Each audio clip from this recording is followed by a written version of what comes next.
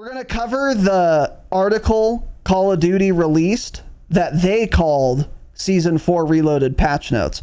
They're not patch notes. Let me be clear, and we'll get into that. They aren't patch notes, right? Because when you make changes, you tell people them, and those are what patch notes are. That's not what they've done. They wrote some words in English, and they called it patch notes. They're not patch notes. So whatever the they have written down that is not patch notes, but they're lying to us and calling patch notes, that's what we're going to go over today.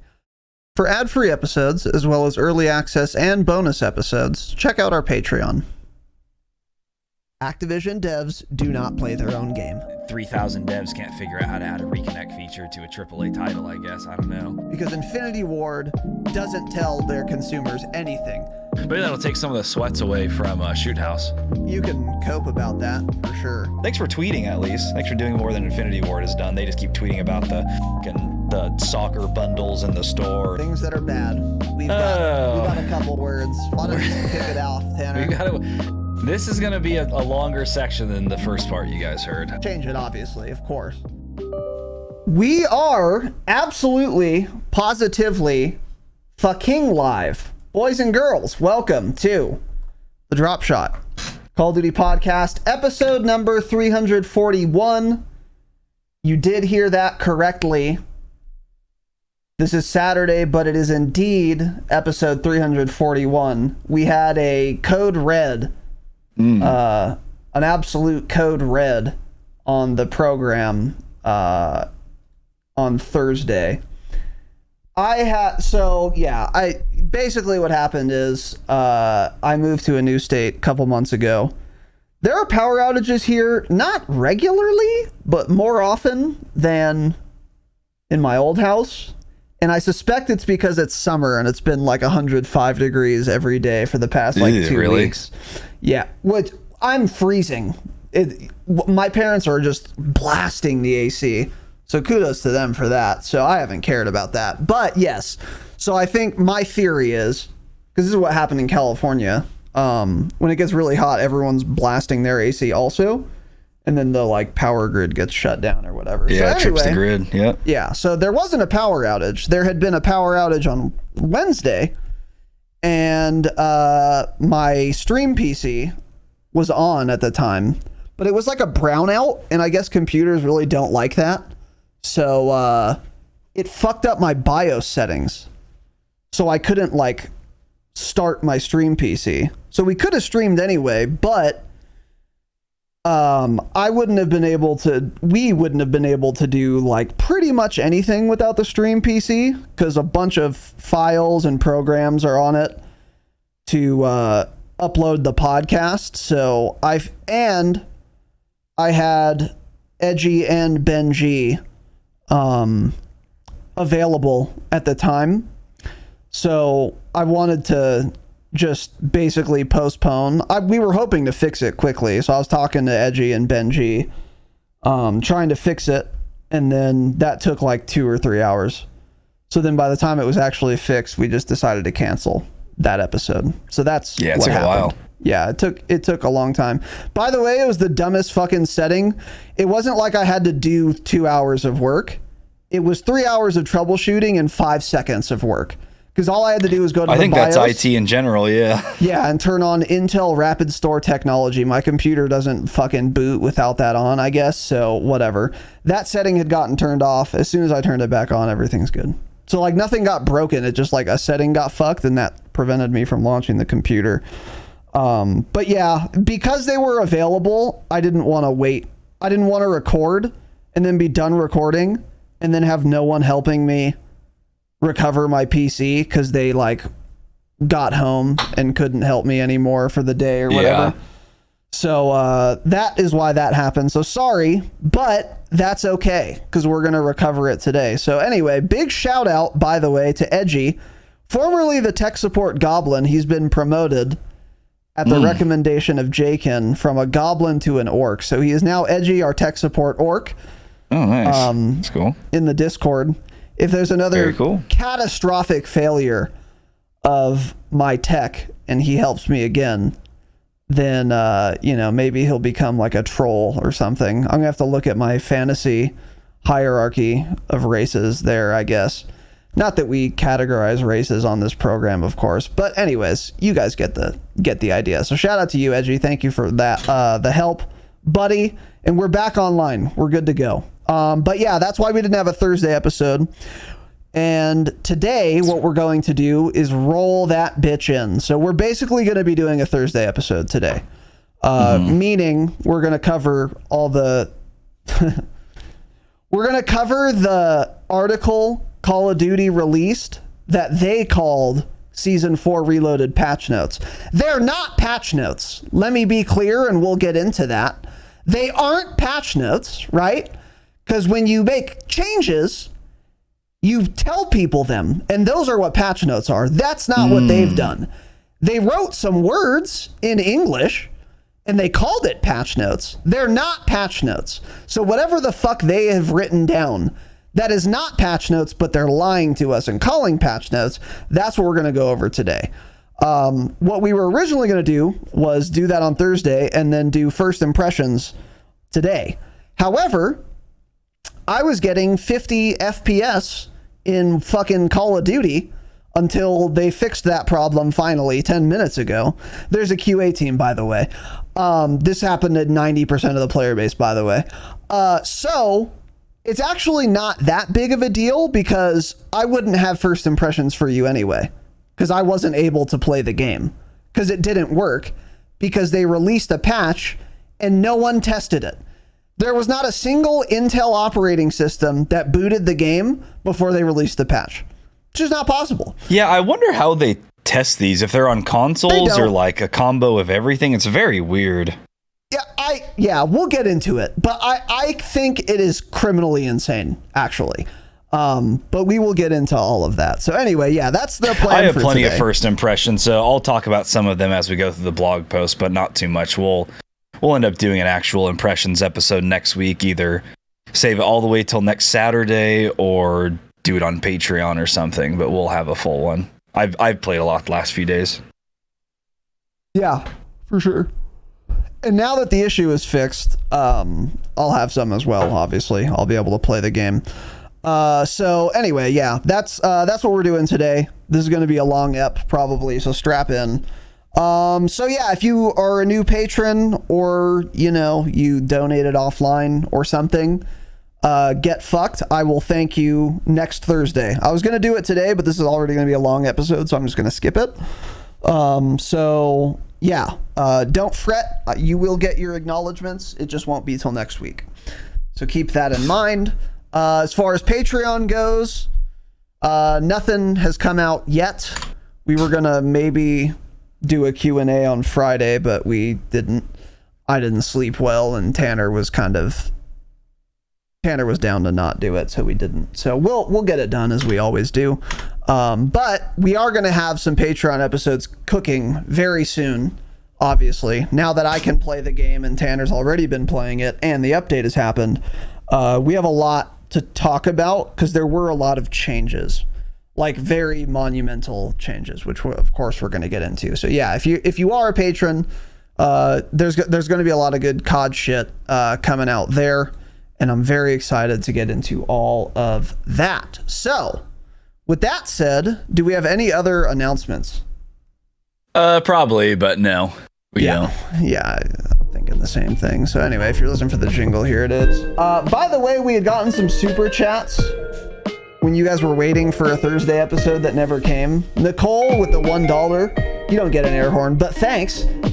Just kidding. Thank you, Nicole. Elijah with the $2 super chat. This episode is amazing. Take my money. Thanks. Talkative. Yeah. And once again, we got in the pre-show from Shelly a $99.99 super chat. And let's just archive that. Let's get it on recording. Yeah, we got those little dollar super chats last time because I had said in chat your PC was probably done forever, so we were starting a $3,000 fund, so we got $3 towards that. So yeah, cool, pretty cool. Yeah. So 0.1% there. Pretty nice of them to do that, huh? And by the way, I will be getting a new PC and soon because my main PC is dying too. It'll randomly just freeze, and I have to hard reset it.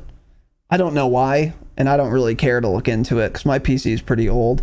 9th gen Intel CPU, and pretty much all the components are that age as well, that gen, except for my GPU. What I haven't decided on when I get my new PC is if I'm going to get a 4090 or not. You are for sure just going to do one? Yeah, I'm done with 2 PCs. There's no reason. It's just more work and more heat. Power GPU was talking about the other day. They're like 2 PC is definitely still a lot better, but since we don't stream gameplay, it doesn't matter. You especially don't need one.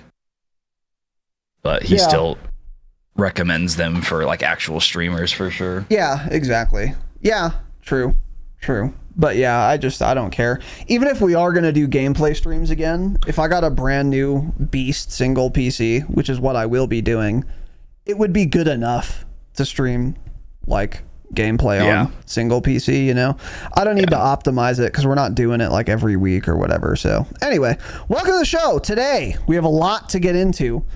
So we're going to start, and remember, we're basically treating this like a Thursday episode. We're going to go over this URL from callofduty.com/patch notes. And again, just a reminder, these are not patch notes. I don't know what they are, but we're going to talk about whatever this article is. They call it Season 4 Reloaded patch notes. They are not patch notes. So just once again to reiterate that. So here we go. Let's get into this shit. So yeah, they posted this on Wednesday, July 12th. Stability is the first thing they've written here.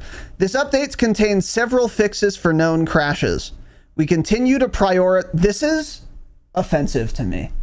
The first thing they say in this patch, we continue to prioritize increased stability and crash fixes across all platforms. Now let's start with this, okay, right out of the gate. This patch came out where they're continuing to prioritize increased stability, right? And every single person who plays the video game on an Intel brand computer processing unit, central processing unit, excuse me. It's every single Intel, right? It was pretty much everyone with an Intel. Yeah. Yep. So by the way, for those of you who play on console, good for you. And I'm not going to buy a single PC. I'm going to stream the podcast from a console because PCs are cringe and they have too many problems. But for those of you not familiar with PCs, Intel is one of 2 CPU brands, and every PC has a CPU. And by the way, Intel's the more popular one. Far more popular, yeah. More used, definitely. So they released this patch, and every single PC video game player of Call of Duty with an Intel CPU, which of the PC players is probably 70%, 75 maybe, had dramatically worse performance in Warzone. So I played the update on update day, and I was getting the fully automatic shotgun Orion. That was priority number 1, obviously, because aiming is cringe. And playing multiplayer, it was totally fun, which is some consolation, I guess.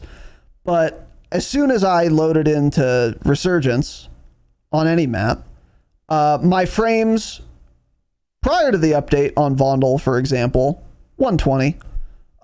Post update 50 to 60, and stuttery too, like not a consistent stable 60. Not that would matter, but my frames, it was unplayable basically, like losing gunfights that I wouldn't lose all the time. Miserable dog shit trash, feels awful. And every single person who, like me, has an Intel brand CPU, again, 70% of every single player who plays Warzone on a PC just couldn't play the game. And maybe some of you noticed, if you watch a lot of streams, maybe your favorite streamer was just like not playing Warzone or not streaming because it wasn't playable. And I'm certainly not going to risk my SR with fucking 60 frames. Stuttery disaster. No one was playing ranked. So just no one was playing ranked. If you were wondering why that happened, that was the reason. But their first thing they say in this patch notes article here is that they continue to prioritize increased stability. So, well, it didn't say performance. I guess my game didn't crash, to be fair. So sure. Oh, mine has. That's I was okay. going to get to that when you're done. Yeah. Yeah. So, anyways, hidden patch note number 1 is that. So, luckily, I'm pleased to report 20 minutes ago they fixed this issue. So they said they have. We don't know if they fixed it, but they've really? announced they fixed it. I've already seen some people saying this hardly did anything. I saw one guy on Twitter post a video. He's like, "Great work, Call of Duty. Thanks for the extra 15 frames. I appreciate it. This is great." Some people are saying it's just fake news. Other people are saying it seems like from what most people are saying is that it's better, but they're still not getting the frames they used to get. But it's not like the stuttering anymore. But they still have FPS loss. Yeah. Okay. Which happens every season of the game. That's how it's always been since Warzone 1 launched. There'll be one season where for some reason they increase the performance by 50 frames, and the next season you lose 70 again. So yeah, that's how it's always been. Which dovetails nicely into my next point, which is that I want you guys to keep this in mind as we go throughout this article, and I will be reminding you. And I'm not calling them patch notes. It's an article that they've titled patch notes because they lie. They go on the internet and tell lies. Infinity Ward does not have a quality assurance team. They have a psychological operations division that they call quality assurance. But there's no such thing as a quality assurance department at Infinity Ward. We had this graphic designed by friend of the pod, Steel Switch. So thank you, Steel Switch, for this graphic. And this is, I would nominate this for the official emblem of the Special Forces Secret Division over in Infinity Ward, Psychological Operations, which is the Infinity Ward Quality Assurance Team. Let's be clear. Infinity Ward's QA team and QA testing is a psyop. It's not real. They don't do quality assurance. And let me be clear about this. I used to say this tongue-in-cheek, sort of joking. I'm actually not kidding anymore. There's no way that every single Intel brand CPU can't play your update and you still release it if you know that that's the case before the patch comes out. Meaning, the QA psyop, the QA team that they supposedly have, am I expected to believe they just didn't test this on an Intel CPU? There's no way that's possible. I would imagine if they have a studio full of computers, they are going to have Intel processors in them because they have deals with the companies. Like Activision has a whole deal with Nvidia. All of them, like people that work from home that are higher ups and shit, they get Nvidia GPUs to use at home that are it's Activision property. They have to give them back. They don't own them, but those, they get corporate contract things. Yeah, so they have all these, and so there's no way none of this was not tested on an Intel processor at some point. Yeah, so my guess is they knew there were issues. They weren't sure how widespread it was going to be, so they just released the patch. There's no way they didn't know this was a problem. There's just no way. You would think that. But how dogshit is your QA team if you launch the update on your Intel brand test computer? By the way, Activision makes millions of dollars a day in microtransactions. Buy a couple other Intel CPUs. Buy a couple other computers to test them on.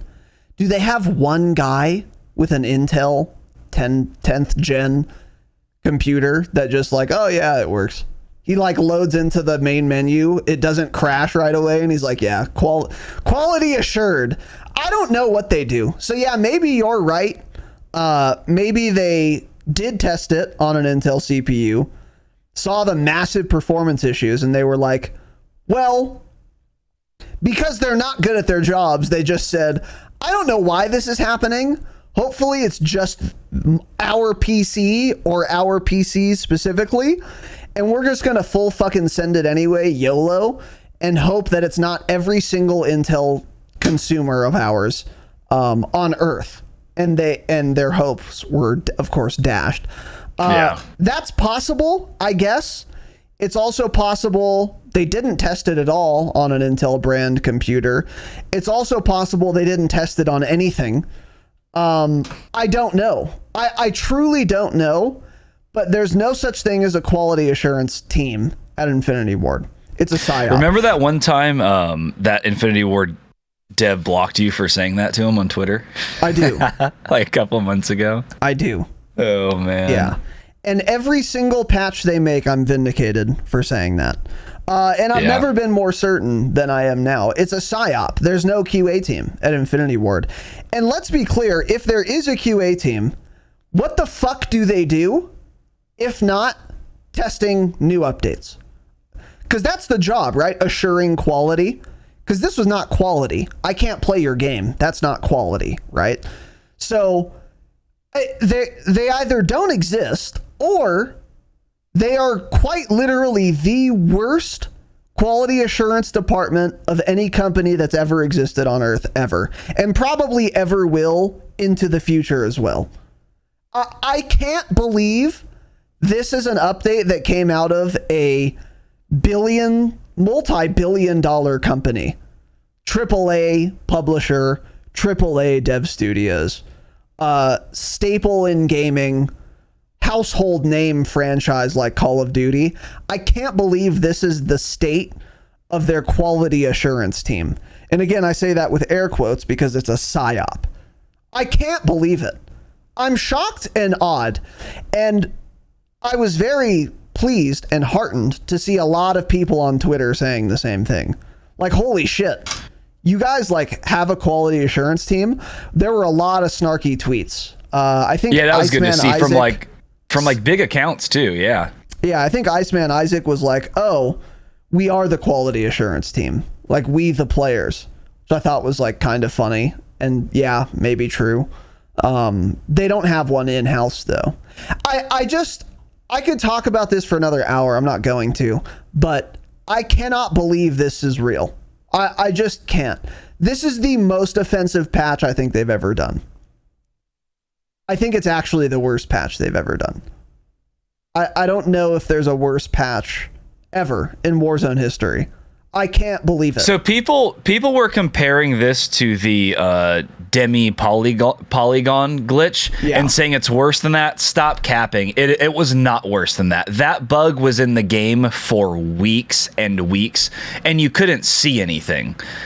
This is not even as bad as that. I don't think that update was much worse, but people you're always going to think the newest thing is the worst. That was, I think, probably the worst update in Warzone history. This is probably a second though, because this actual update was one of the best they've done. It's just the performance and stability. That's the issues with this update. Which sucks because it's overshadowing what otherwise is a really fun update. I've had a great time the last few days playing because I haven't had the issues most of the time. It's actually very, very fun right now. So it sucks that all of this is kind of just ruining that for everyone. But in terms of like stability, I've crashed 3 times, and there's all the server issues are back too. Like latency, you get like this weird latency variation and packet loss thing come up on your screen. You'll sometimes crash loading into a game, and like you'll crash at the same time as someone else. So like Jake and I would both crash, or 2 people out of our 4 in the party will crash, and then the other 2 will be fine. It's pretty wild. But I didn't experience that today, but it's probably like 20% of your matches, I would say, would either be a crash or the server's so laggy, and it doesn't get better. Jake and I tested it. We would just play and hope it got better. It never does. So you have to just back out. Once, actually. So yes, so we've learned now, and here's your little PSA, because they probably won't fix this for a week or 2. If you see like packet loss latency variation, if you're on PC and you have the packet loss indicator up at the top of the screen, if there's like a long packet loss that's like 0.001978421% packet loss, and you can tell right away in the plane will be stuttering, just leave the lobby right away, because it does not get better. You're wasting your time. Just queue into a new lobby. Yeah, that is good to know, because when it happened to us, I was like, let's wait a minute. And we waited like 2 minutes and it didn't go away, so we just left. Yeah. Mm-hmm. There have been times where server issues like that, it gets all hiccupy and then it fixes itself. Right now we are not. Yeah, in that's not it. No, that's not happening. Yeah. Yeah. Yeah. The Demon Polygon transmog was really bad too. And that was in the game. Like, that was over seasons. It would be in the game. They'd fix it after like a week. It would come back the next week. It was constant. Yeah. That was so fucking annoying.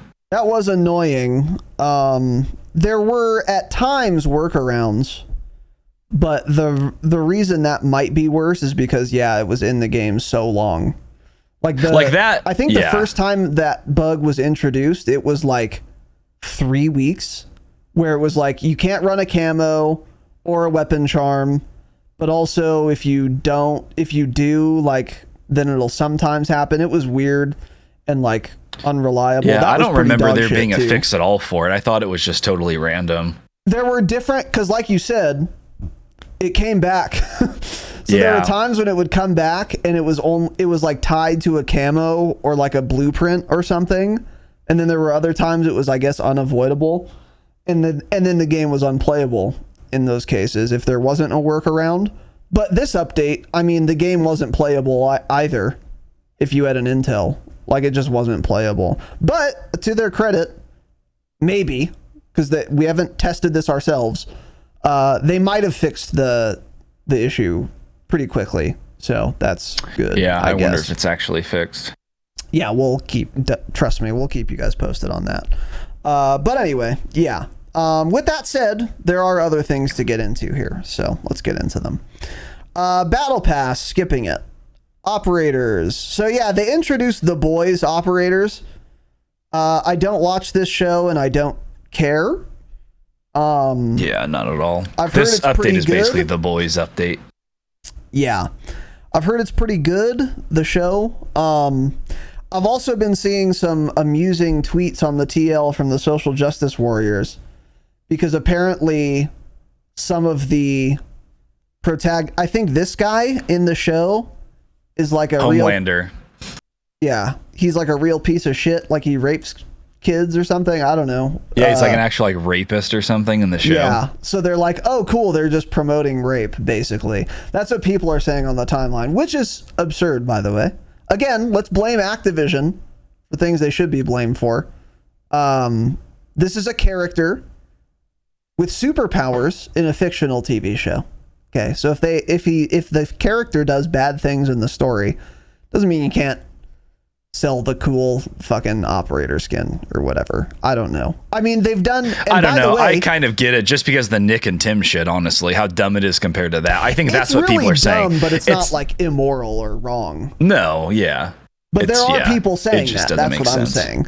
But those people are brainless, because we've also had operator bundles for Freddy Krueger, who fucking killed people.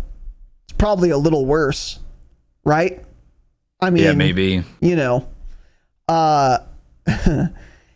yeah. Luckily, there are other dev studios, because maybe I'd rather be killed than have to do a podcast about an Infinity Ward game in perpetuity. But luckily, there are other dev studios. But since there are other dev studios, I'd certainly rather be pretty much anything else than killed.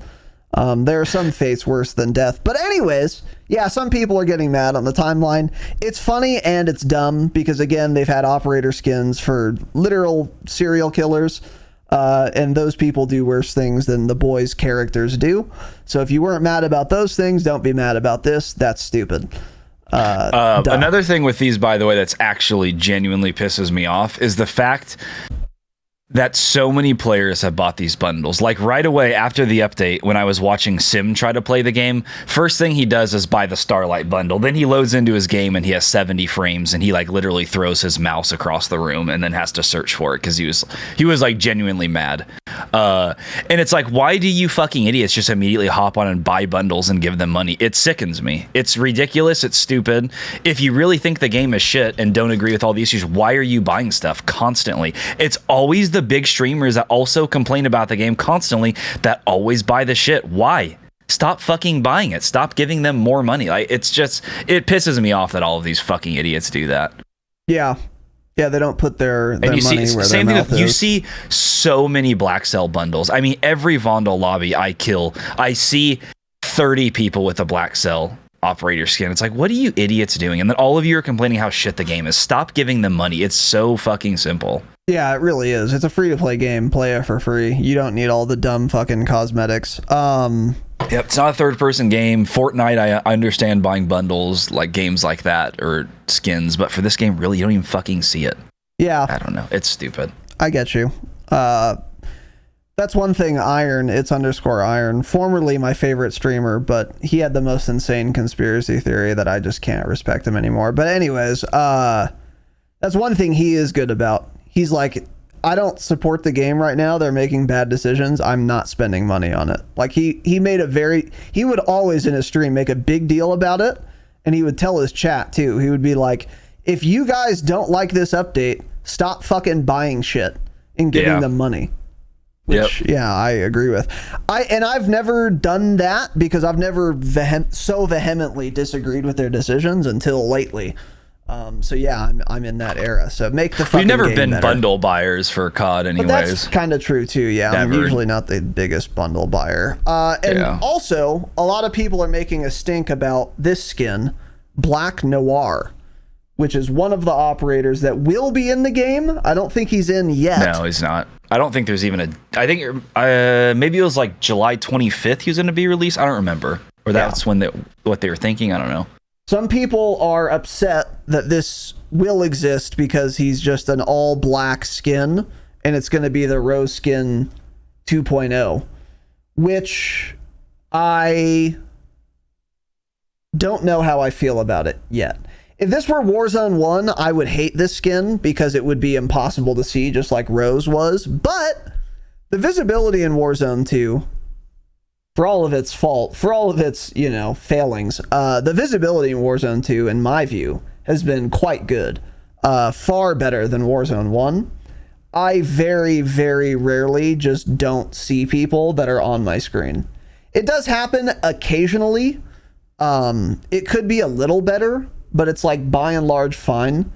And so that issue doesn't seem to me to be prone to being exacerbated by another black skin.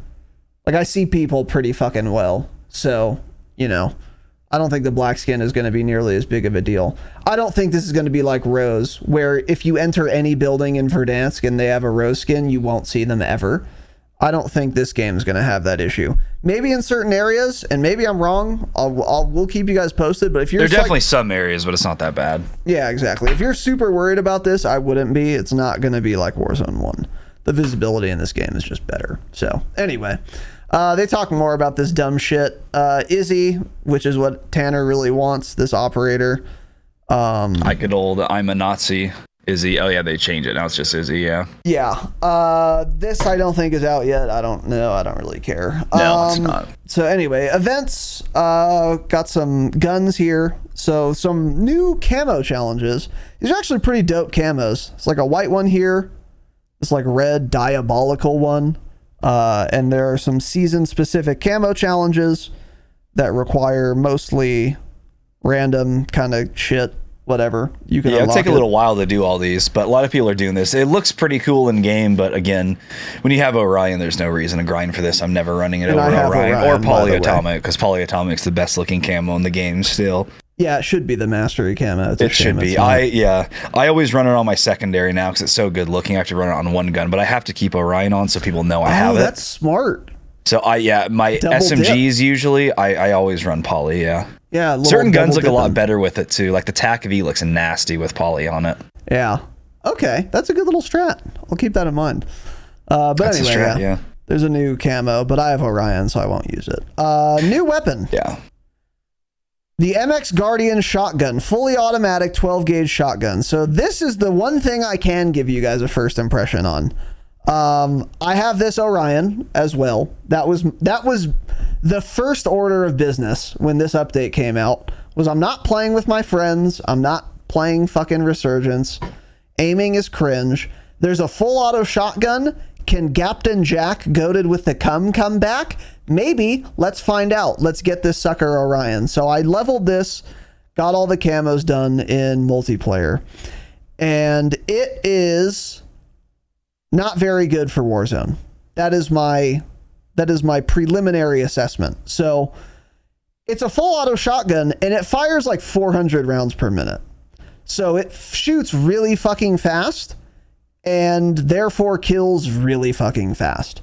Obviously. The downside is it has a 15 round mag and that is your only option. So you can't run extendos on it. That is problem number one. And that's probably pretty much the only thing holding it back aside from just the damage and damage values. Not that those are bad, but for Warzone, they just don't seem very good. In multiplayer, this gun is fucking insane. Getting it Orion was the easiest thing I've ever done in my life. If you play on shipment and you just sneeze, you'll get like a quad feed. It's really fucking good in multiplayer. But in Warzone, I did try it. Now, granted, I was playing at 50 frames per second, but it did not seem to be doing very well. Didn't kill that quick on someone fully plated. And after every single kill, you have to reload because it shoots really fast. And again, there's only 15 rounds. So you have to reload after pretty much every single down. And that really holds it back from being viable in Warzone. Now, I could be wrong. I'm going to test it more. But especially when the KV broadside exists, I don't see a reason to run this. I will test it more because I maybe I'm wrong. But if anything, this would be a good option if you're playing solos or duos. But like if I'm playing quads, you can't beat a broadside with a 25 round drum mag. You can't do it. You can, again, literally fully wipe a full ass team without reloading with a broadside. Like I've done it like multiple times. Everyone who's used that has. Whereas with this gun, that's not possible. And that's what kind of sets it back. Have you seen people using this, Tanner? I actually feel like, I think in solos and duos, actually the MX Guardian is just better than the broadside. I think it's just trios and quads you'd want to use it. I'm looking at the stats now. We talked about this before the pod, but the Guardian has much less of a damage drop off. So like at 4 meters, up to 4 meters, it kills the same speed as the KV broadside. Then at 5 meters, it kills 400 milliseconds faster than a broadside.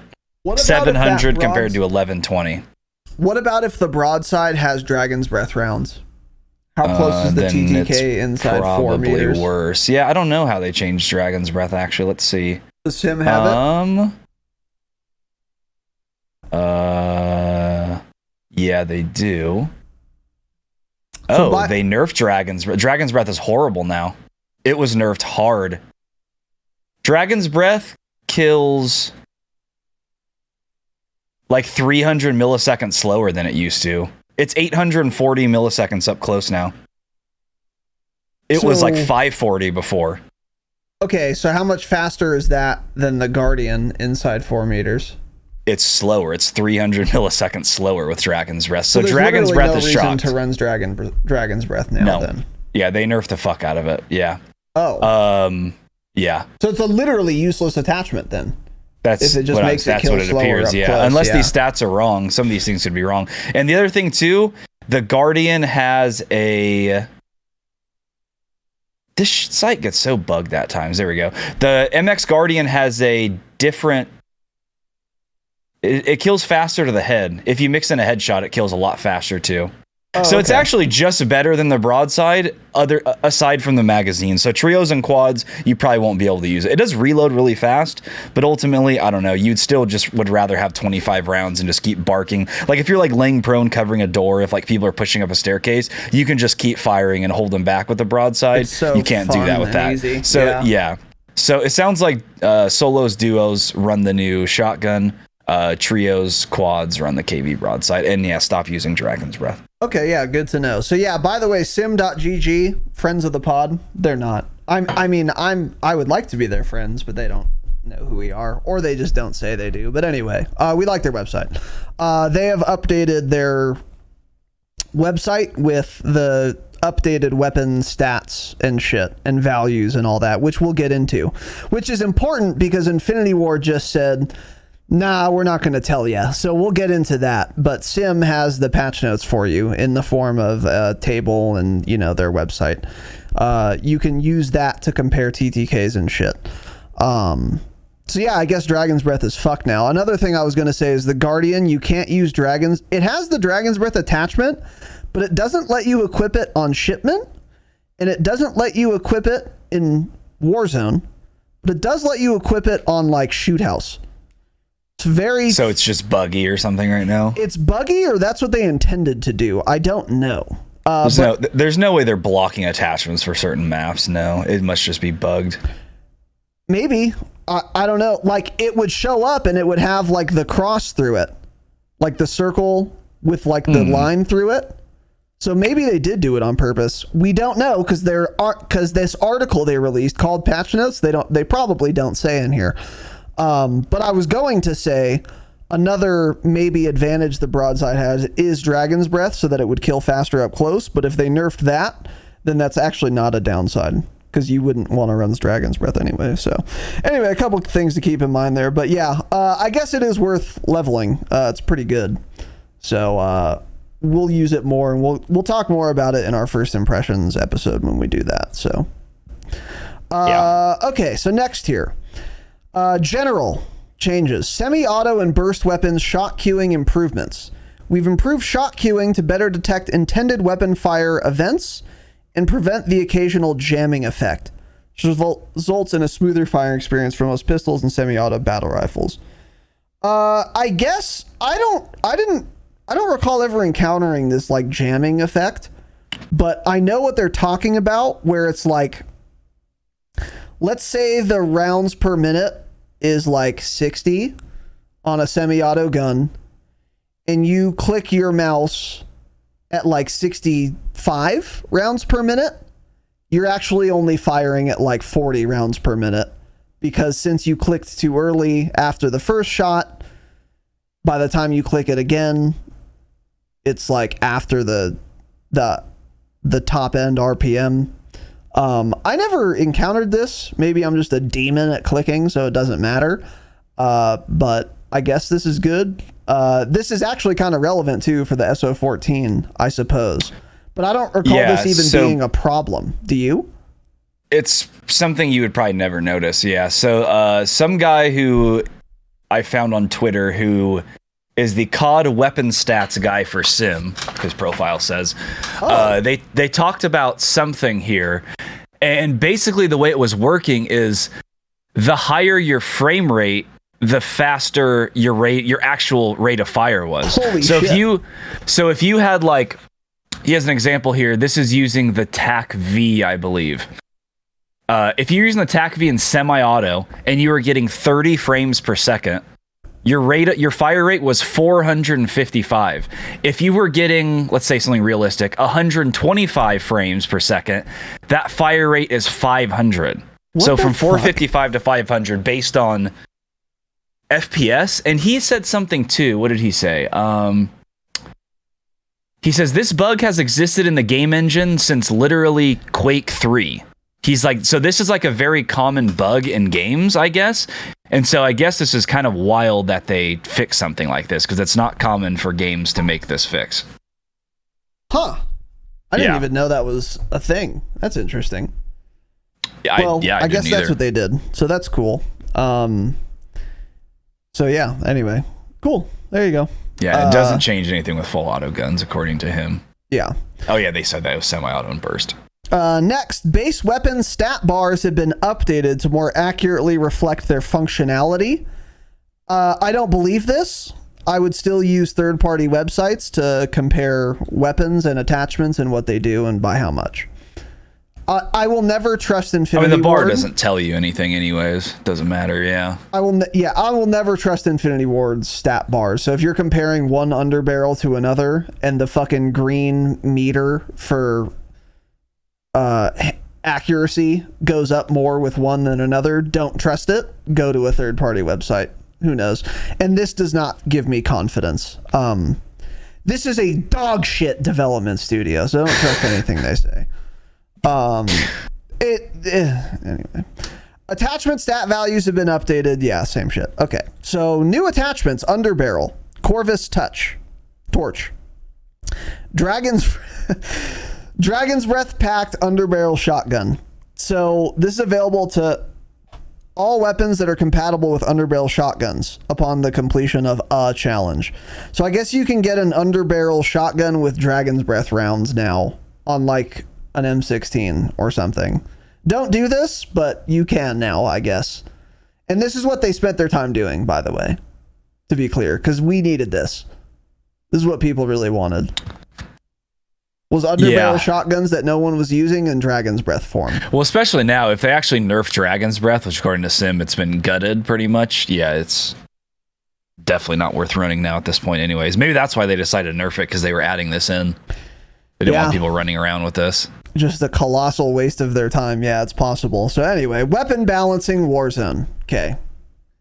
They write a little paragraph here. Instead of let me just read it. Here's what they say about weapon balancing in Warzone. At the launch of Season 4, weapons in Warzone saw a significant change to their damage profiles, which resulted in an overall increase to the duration of engagements. So the time to kill, by and large, got slower. Yes. With Season 4 Reloaded, we are placing a bigger emphasis on accuracy in gunfights. Okay, to achieve this, every weapon has had its Warzone damage profiles adjusted to fit into this new balance paradigm, with additional attention given to the most dominant weapons.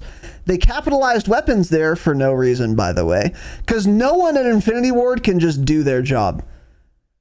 And this is basic English, by the way. You don't capitalize nouns. Delete your characters another part in down real here life. Too, yeah. If you work at Infinity Ward, delete your character in real life, please. Anyways, while this change will result in a wider range of time to kill values, again capitalized, meaning some weapons capitalized will be able to kill faster when fired more accurately and slower when not, it allows weapons capitalized the necessary space to feel more distinct and promotes an ecosystem where each weapon capitalized class can excel. Okay. So, terrible writing, the terrible grammar aside, that sounds good.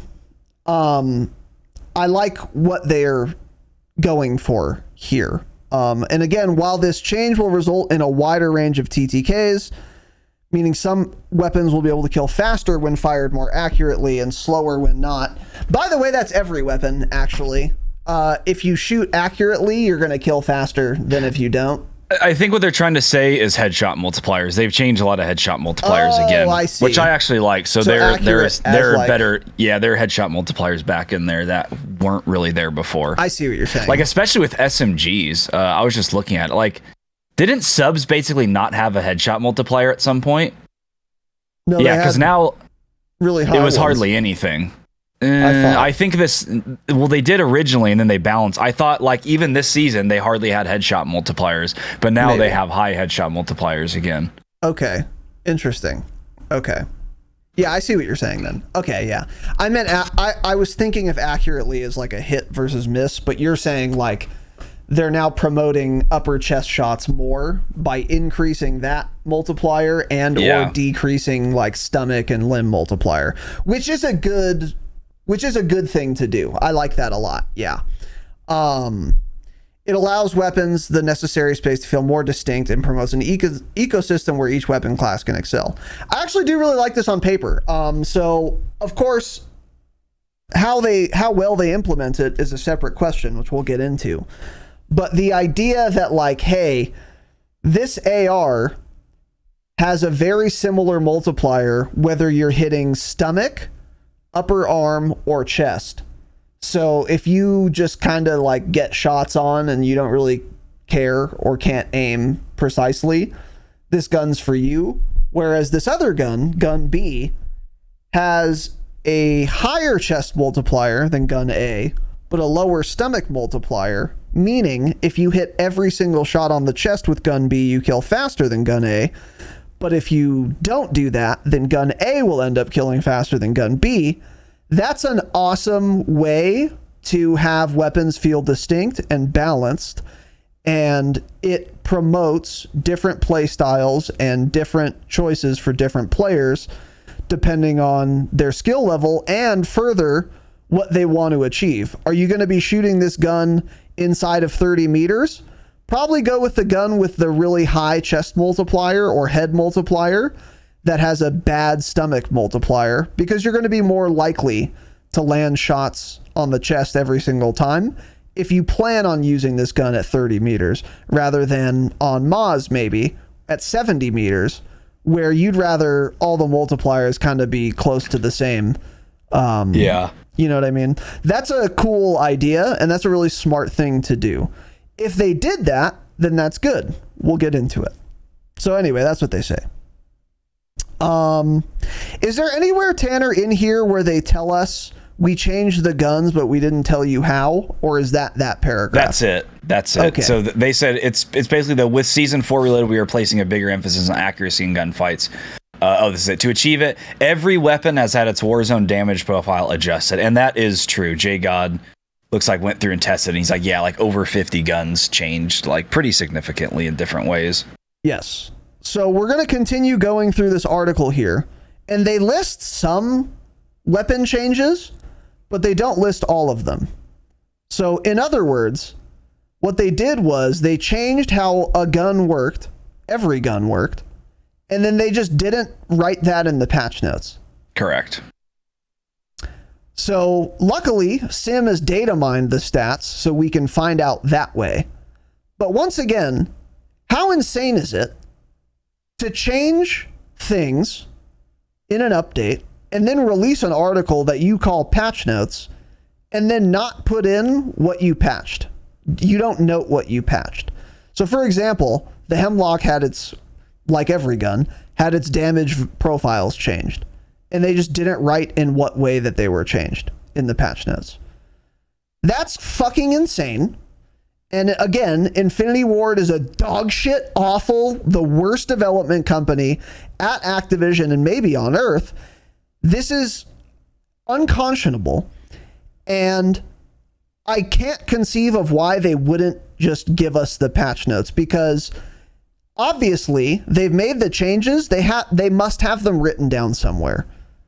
So either they simply don't know what they changed because there are too many departments and like it's too much to like put it all in one place. I don't know. Or they do know what they changed and they just don't bother to tell us. So they have the changes in a list somewhere and they're just not releasing them to the public, which is fucking insane. That's what Why it give us seems like, patch yeah. notes at that point? Because that's what patch notes are for. Is weapon changes. What did you change? It's completely fucking insane that they're going to tell me straight up, hey, we changed the weapon damage profiles, but we're going to keep it a secret in what ways we changed them. This is absurd, and fuck this company. They're awful. However, they put all the weapons in a hat, and they pulled out like 10 and they told us some things about those. I don't know why they picked these specific weapons to tell us about, but keep in mind, every weapon was changed, not just the ones they've deigned to put in this article that they've called patch notes. So this is not an exhaustive list. We don't have an exhaustive list. They changed everything, but they didn't tell us all the changes. Yeah, and these ones they've listed that we're about to go over, like totally random too. Like completely some of them are just like unused, like totally unused guns that it's very weird. Doesn't make any sense. Yeah, it doesn't. So we're going to go over these in some detail, but again, keep in mind this is not all of the changes to weapons, and we're going to talk about the specific weapons insofar as we can. Anyway, ISO 45, reduced close range damage, and reduced headshot damage in multiplayer only, and then increased hip spread. This is one thing that made me sad.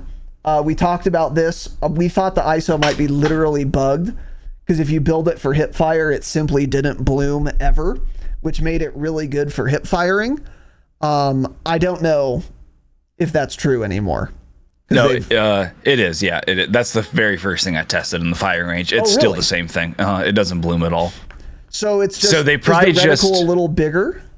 I didn't notice. Maybe I'm not sure. It could just be like maybe not for a hip fire build. You'll notice it's a little bit wider. I'm not sure. Okay, so it's still pretty good though. I mean, it felt the same, yeah, but I didn't use the build that often, so I don't know. I wasn't that used to it. For the record, as much as I love hipfire guns, it needed a nerf to how insane that hipfire was. So if they nerfed it a little bit, I'm okay with that. Yeah, also no one's running it though. I think I saw one person ever in one of my lobbies running it. Yeah. And this is true, by the way. Now the ISO actually kills slower up to 8 meters now compared to like the Lockman, but then it's a lot better than Lockman past that. So still, ultimately, it's the best SMG, but it did change. Yeah. So that's probably a result of this reduced close range damage. So they told us about this change, this damage profile, but not all the other guns for no reason. Vaznev 9K. Well, maybe the reason is because this gun is popular, but they also tell us about the Kastov 7.62, which no one uses. So again, it's a random list. They picked it out of a hat. There's no, I hate Infinity Ward. I would love a documentary. I'd love a film crew to go in there for a week and just film and ask questions. Hey, what are you doing? What's your job title? Maybe you should see if you can get some little some insider access. Tell them you're with like I don't know what's a super like left wing news. Bloomberg like or something. Tell them you're with Bloomberg. Yeah, or like doing something. We want to give you guys a medal for BuzzFeed. Tell me you're with BuzzFeed. That'll get you in. BuzzFeed's no more, man. They're still putting out content though. I don't understand. Yeah, that's what I'm confused about too. Yeah, I don't know. I don't really know how that stuff works, but. Moving on, Vaznev 9K, reduce close mid damage distance. I don't know what this means. And I don't care. Whatever. Kastov 7.62, no one's using it. I don't care. And they nerfed it. Increased time to ADS. They made it ADS slower. Cool. Kastov 74U, increased hip spread. Don't hip fire ARs. And then the TAC 56, reduce headshot damage in multiplayer. Okay. KV broadside in multiplayer only, increased mid-range damage. Cool. Bryson 800, some shotguns that these don't matter. Tempest Torrent doesn't matter. EBR doesn't matter. Lockwood MK2. The lever action Red Rider doesn't matter. And SAB 60 movement increase. How is this a note? Movement increase. Cool. You can't write speed. Movement speed increase, please. I don't know. Yeah, anyway. That's weird. And that's it. That's all. So they changed 55 other guns. These are the ones they decided to tell us about. One of which was being used ever in Warzone. One of these guns. Maybe a couple people probably use the Vaznev too. Well, see, the thing is too is they didn't even put everything on here because, like, for the KV broadside, increased mid-range damage. No, no, it was multiplayer only. Oh, that's multi. Yeah. Okay, that's okay, that's why. Yeah. But yeah. So I think. Does anyone know? Did the Kastov always kill faster at like all ranges than like the Lockman and stuff? Because it does now. I don't know if it did before. It's a real bouncy boy, so I don't know either. I built one the other day, and it wasn't really that bouncy. It's just you get a slow ADS when you build it that way, unfortunately, which is the biggest downside. It doesn't have much recoil. Yeah, but it kills like 28 meters. It's killing faster than the Lockman AR by 130 milliseconds. Yeah. To me, that's how it was. So I guess we'll take this time now, since they didn't write it in this article they called patch notes. What is so far the community's kind of consensus on what guns are good post update? Because a ton of things were every gun was changed, so now the whole meta's shaken up a lot, and people are still kind of trying to figure things out. But different guns, it seems, are dominant now than before the update. I don't really have a sense for this because I haven't really played Warzone because I have an Intel computer and there's no quality assurance team in Infinity Ward. But you have. What have you been seeing in game and what have you been seeing on the TL in terms of what guns are good now for Warzone? Yeah, so in my opinion, there is undoubtedly and far away a meta gun right now, and it's the Cronin Squall. We're back to that being meta again. In full auto or semi? Oh, full auto, of course. Fuck, I would never use a semi-auto gun ever anymore. I'm done with that. Yeah, it actually. So I was saying yesterday when I was playing with Jake, I was like, I swear, it feels like you're playing again on 250 health with this gun, and it basically is.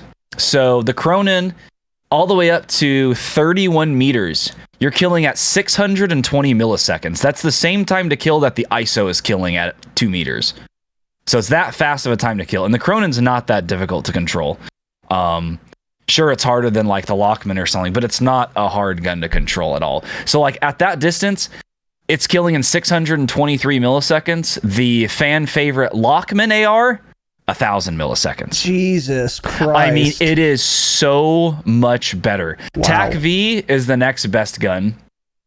Slower than the Cronin by about 100 milliseconds, still so much better than the Hemlock, so much better than the Lockman 5.56. I didn't look at the SO14 because only super sweats use that, so I wouldn't recommend it to anyone listening most of the time anyways, but can you... Plus I don't know how the time to kill works with their alt fire thing on here. Yeah, try that little alt fire. Try to see what the Squall in semi-auto is like, if you can. Oh wow, it has really a way. It has that. a shit damage range, and like when you change to. So this one I don't understand. There's a button that says alt fire for the SO14. So when I click that, is that doing full auto then? I guess because Yes. that gun by default is semi, right? Exactly. Yeah, that's Yeah. how So I think don't it know would if it was always this way, but now the first damage drop off full auto for an SO14 is 15 meters in full auto. Where semi-auto, it was like 30 meters. I don't know if that's how it was before. I never really used the gun. No one used it in full auto, so who knows? What about the Squall? Squall, slower time to kill in semi-auto and less of a range as well. Okay, and harder to use. So yeah, don't do that. Okay. Yeah, Good to know. which is good. Putting the guns in semi is just miserable, and it's not a fun experience at all. Yeah, it's really shit. Yeah. Okay. Interesting. So the Squall, really good. Is that something just you kind of figured out? Because we have been ahead of the curve many times. We just did our last Saturday episode on this. So are we once again ahead of the curve? Or have you I been was seeing very other early people on. using I don't this? remember if... Jake, do you remember? I don't know if it's... I don't remember if we decided to try it, or it may have been that guy from Sim that I was talking about who like does their data. I think he tweeted something out that was like, Cronin's feeling really, really good. Okay. And then I think because I tried it very early on into that update. Like I tried it like an hour into that update, and I was like, oh, this is feeling good. And then also I thought the TAC V felt good. I was using that first. Then I was like, oh, I heard the Cronin's good. So then we started trying that. Jake at first was like, oh yeah, the Cronin's so much better. And I was like, I don't know, I'm kind of preferring the TAC V. So I was going back and forth using both of them, testing them for like the first 2 days. Now for sure, after using them Thursday afternoon and then yesterday all day, Cronin definitely felt a lot better. And yeah, that's now proven. Time to kill is a lot better. But both, I mean, TAC V is still really good. I'm using that over like a Lockman AR every single time. Keep in mind, again, we're talking about Resurgence. For ranked, I don't know. When you mount with the Cronin, it really doesn't have recoil either. Like most guns don't. So it's not that hard to control. Yeah, how does the TAC V full auto recoil compare to the Cronin full auto recoil? Very similar. I think the TAC V has less recoil technically maybe, but it's got like a weird visual recoil. Like the way you hold the gun feels like it bounces around a lot, and it does feel like it puts out more muzzle smoke. So I don't know. They're similar enough to where the TAC V isn't worth using then. Yeah, probably. Okay. TAC V feels like more horizontal bounce, and Cronin's easier to predict. Because like Cronin goes straight up, and then it kind of hovers there. It kind of stays in the same spot after like 8 bullets or so, and then it kind of starts going up to the left, and then it goes straight up again. Okay. So I think it's easier to predict with the Cronin, probably. Yeah. And better TTK. Yeah. Okay. Good. Okay. So yeah, you guys go try that Squall full auto. If not TAC V full auto, if not maybe Lockman 556 full auto. The meta's still kind of, settling. So, and because there are no patch notes, now we just got the data. So the super nerds will be figuring out what's meta, and that'll probably be pretty much settled by Thursday. So, with that said, what about secondaries?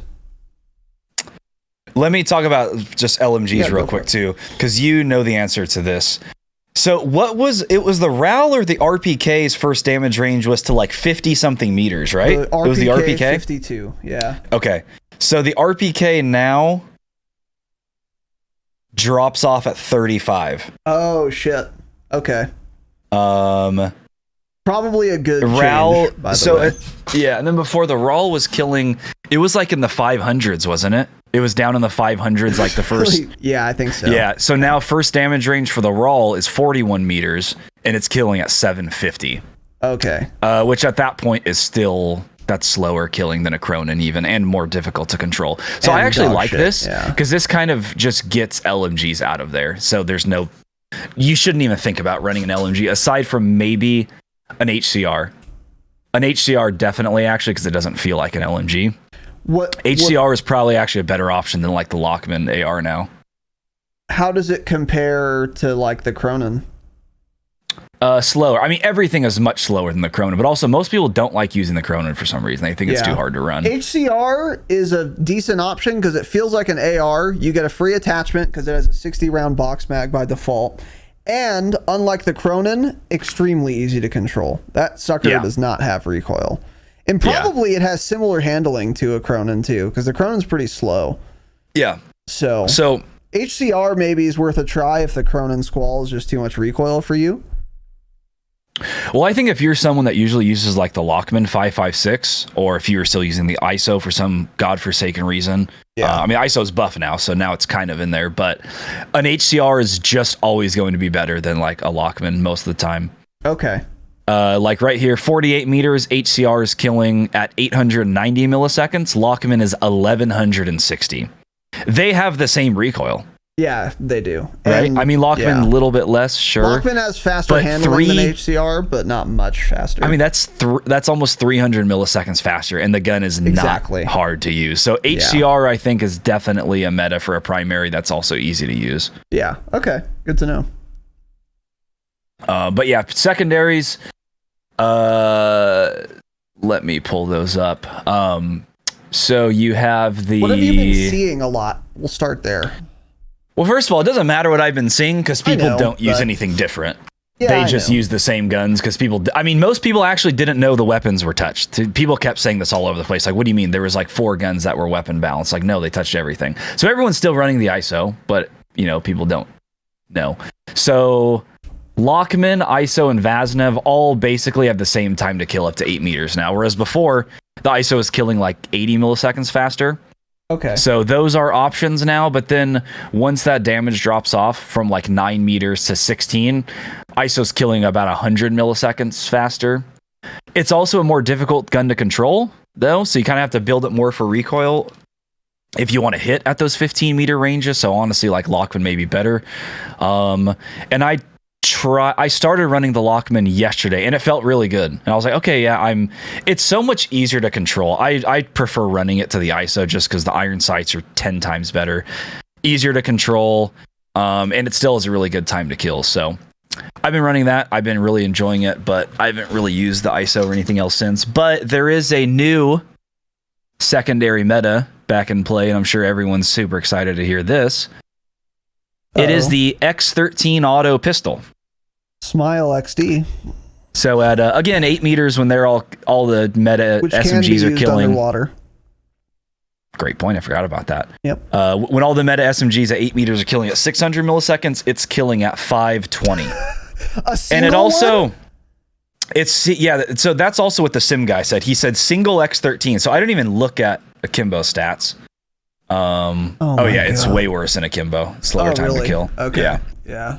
So it also the damage doesn't drop off. Its first damage range isn't until 17 meters. That seems really wrong for a pistol. Yeah, doesn't it seem a little backwards? Yes. I used one today. Jake and I only played 2 games before the pod started, but I built one, and I built it with the like the expanded gunsmithing barrel. Yeah. So you can put more attachments on it. And I put an optic and everything on it.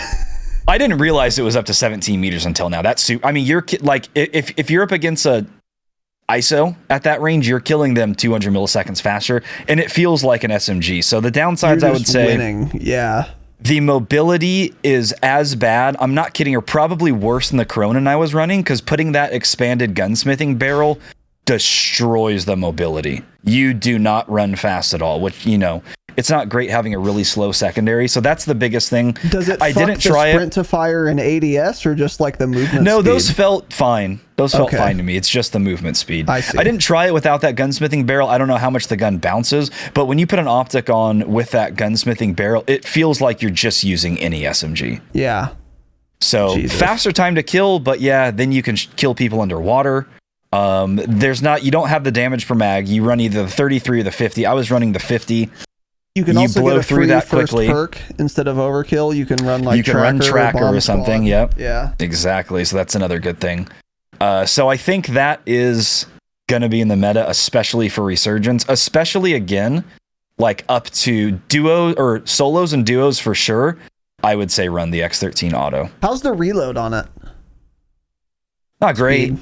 Not great. I mean, slower, like way slower than like an ISO or something, it feels like. Yeah. I can actually check. Let me see. So mag, 50 round drum, reload time 1.9. That's the slow. ISO, if I'm not mistaken, is 1.6. Oh, maybe they nerfed the ISO because that's 1.87. I swear the ISO before was like a 1.6. We use fast hands, so we don't know. That's the other thing. It's not more than a second with fast hands on an ISO. I guarantee it.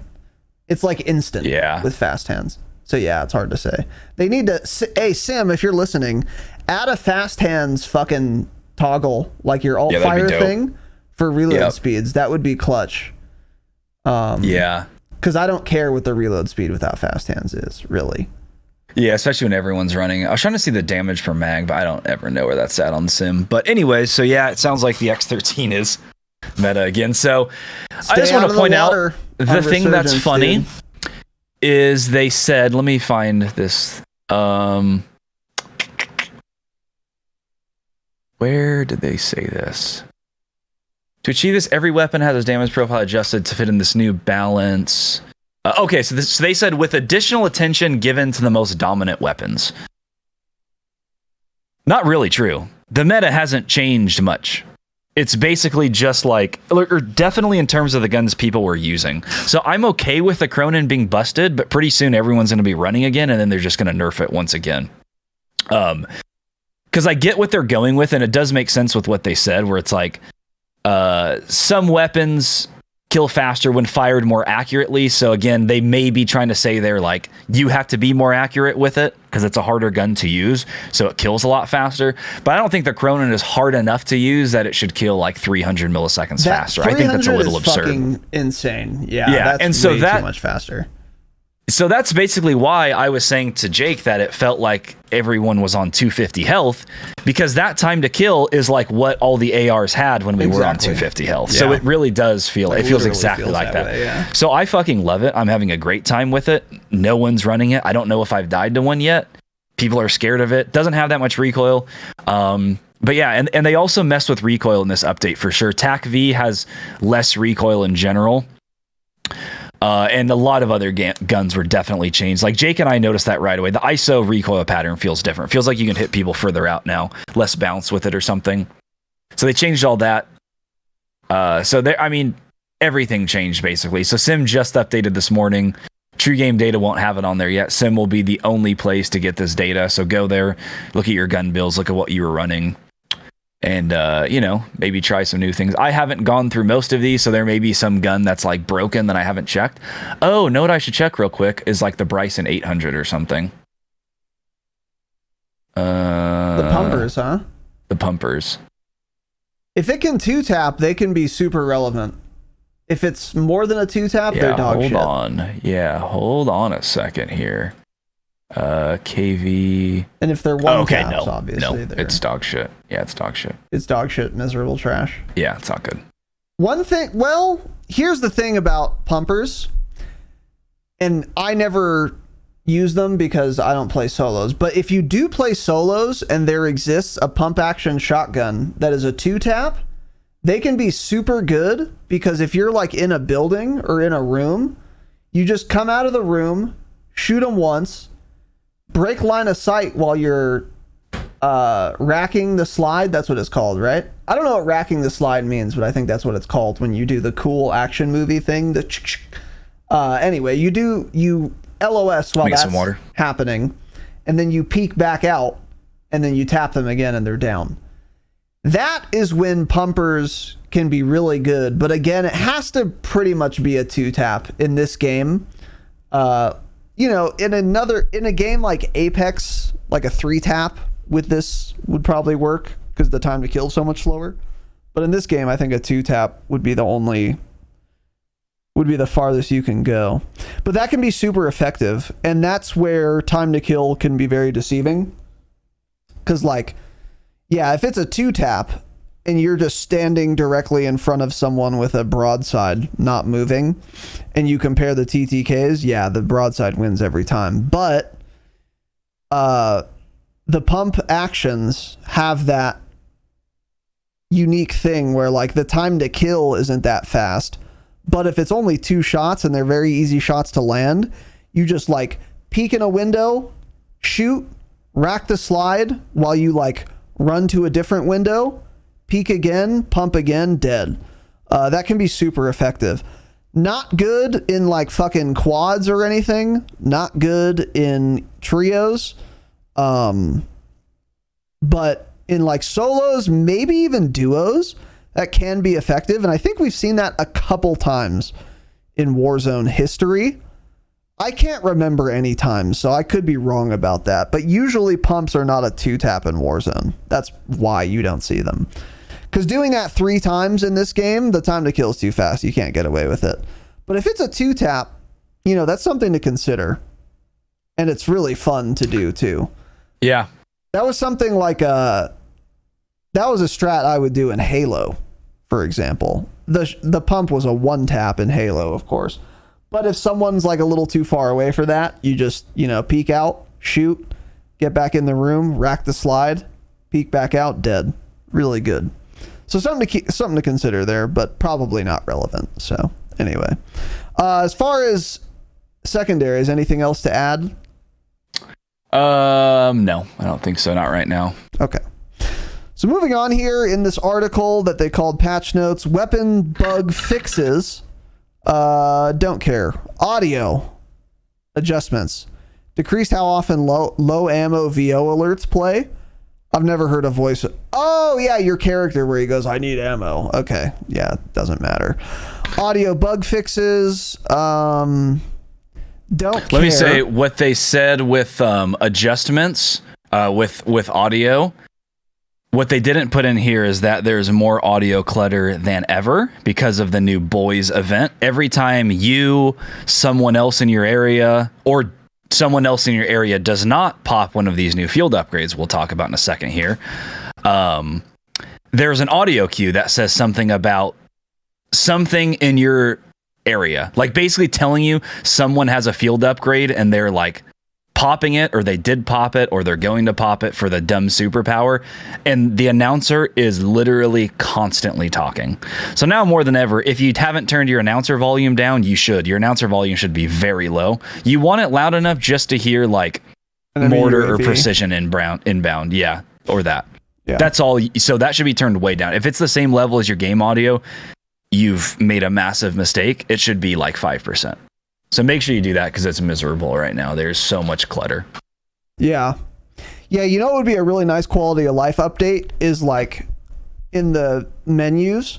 And they have enough options because there's 500 billion menu options, most of which are not important. But if they added one for announcer, comms, you hear it all. So you could just turn on enemy UAV overhead, enemy kill streak coming in, and then you could turn off everything else. Like, get in there and get ready to go berserk in the fucking gulag or whatever. Yeah. Turn that shit off. The bing. That would be nice too, yeah. I don't think we would ever get that. But like, the announcer says a lot of useless dumb shit that I wish I could just turn off. But you can't, because you have to be able to know. Mainly for UAVs, because there's no other indication someone else called the UAV besides the announcer. So you have to be able to hear it, but yeah, turn it down. Another thing too I've noticed I played like 1 or 2 games of Solo's Resurgence last week to try it. So with like at early game, because you have like your resurgence timer. So basically how it works is if you die and you spawn back, your resurgence timer starts again when you hit the ground. And it starts at 15 seconds, right? So your timer, you have 15 seconds. If you die within that period, you're full dead. You're out of the match. If you survive, then if you die again, you spawn back. So it starts at 15 seconds, right? So you land on the ground, you start looting for 5 seconds. At 10 seconds, it starts a countdown timer sound, and that does not stop playing until your resurgence timer has ended and you're like active resurgence once again. So when you're there, when you just landed in after dying and you're trying to stay alive and you're trying to fight people and listen for people, it's going ding, ding, ding, ding, ding, ding, ding, ding, ding for 10 fucking seconds. And I played that and I'm like, I cannot believe people play Resurgent solos alone because of this. How have I never heard anyone complain about this? You can't hear fucking shit. I'm like, I don't need to know that. I don't, from 10 seconds to, if you want to make a sound, start counting it at 3 seconds. From 10, holy fucking shit, man. Yeah. It is so wild. Yeah. Activision delusional. Do not play their own game. Absolutely, yeah. So, yeah, just keep that in mind. One thing I want to say about the audio, too. Again, I played Warzone like 2 or 3 matches before I just was done. Oh, I did crash, actually. I was getting like 50 frames, and I played like 1 or 2 games, and it was miserable. And then on the 3rd game, we were loading in, and I got a dev error, and then I said, okay, I'm done. I'm not going to restart this game to get 50 frames on Vondel. But in those 2 games, this probably a fluke, but I want to plant a flag in case it's not. Footstep audio, I was hearing a lot better in the first 2 games. Probably not true. News. Probably just a coincidence. But in both games, I was like, damn, I actually hear someone running up on me. I don't usually hear that. I wonder if they changed something with this update. Yeah, I mean, again, you're just probably wrong, not but true. yeah, you're wrong. It sounds the same. It's official. You're and wrong. Don't say I'm wrong. I'm saying it's possible that it's a coincidence. It's possible it's not. I just want to plant a flag. It's possible you're wrong. That's what I want to say. I'm not claiming anything. Okay, so I can't be wrong. But it was weird. I will keep you guys updated on that. But Tanner would have noticed it. He's played a lot, so it's probably it's the coincidence. Same. Yeah. So cool. Yeah. Not surprising. Cool. Anyway, social. In-game looking for party. I don't care about this. UI adjustments. Find friends. Don't care. Have friends. Global bug fixes. These are probably not real. I'm going to check some of these actually. Hold on. Look see into if it. any of these. I just doubt it matters. Fix an issue where private matches. Oh, we're not. Never mind. Thought it was going to be something about they lowered the player count for private matches. They didn't. Okay. Cool. Nothing. So next is PC settings. KBAM, keyboard and mouse / gamepad players. What's a gamepad? Is that like what Cope uses? Maybe. I don't know. What is a gamepad? Gamepad. Yeah, I don't know what that is. Anyway, keyboard and mouse players now have the ability to easily swap items within their backpack to their preferred location. I don't know what this means. It's is your just backpack talking about for different? DMZ. Oh, wait, items. I thought it said guns. I don't know what that means. No, I have no idea. Yeah. Okay, yeah, it's probably just DMZ. The loadout system now enables players to effortlessly switch their primary and secondary weapons.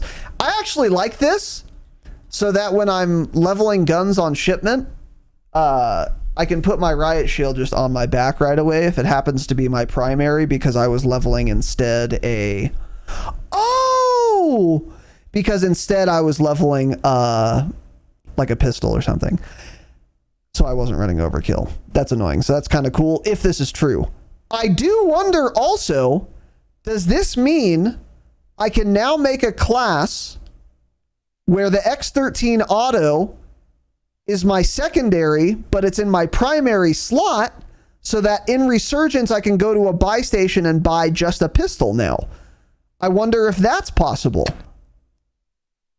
Maybe. You see what I'm saying? Switch their primary and secondary weapons. So like, because you know how we were talking a couple episodes ago, this is a while back, about having I know what you're talking about. The pistol set up. Just for the listeners, you can't go to a buy. You know how you can go to a buy station and you can buy just a gun, right? So you can't buy a secondary weapon this way, because there's no way. Because when you look at the list of your custom weapons, it's showing all the primaries only for every custom class you have.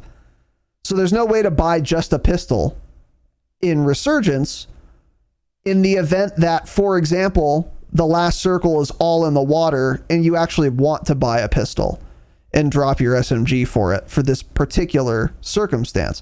Tanner and I were like, we should do that if we can. You can't. Or we couldn't. Maybe now it's possible to build a pistol and then just swap it to the primary slot, so then you can go to a buy station and buy an X13 auto. If you're getting like a floating district ending on Vondel, for example, and you'd really rather have a pistol than an SMG in that case. Maybe something possible. You guys should look into it. We will as well. It's interesting. If this is real. So anyway. If it's real, it's a big if. Okay, my OBS froze, so give me 1 second.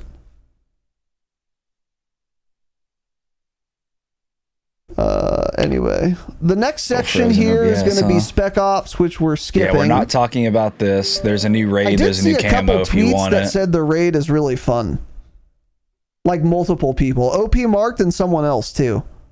And I think people generally think they're fun. We just don't play them, Yeah, it's interesting. They're coping and they just say it's fun because they want the camo. So they're trying to make an excuse for them spending 3 hours completing the raid to get a shitty camo. Got it.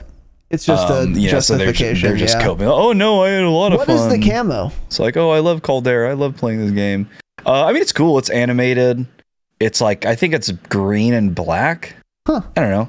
Again, there's a lot of great camos in this game, but I have Orion, so I'm not running anything but that. I have Orion, yeah. I also have Orion. That takes the most time, so that's why I'm running it. If it was the ugliest camo in the game, unfortunately, I would have to run it. I would be forced to. Yeah, that's correct. Because it just shows that I spent more time than you, I'm more of a fucking loser, exactly. So my god, I forgot multiplayer exists. Multiplayer maps, new map. So, as I said, multiplayer did work for me, unlike Warzone.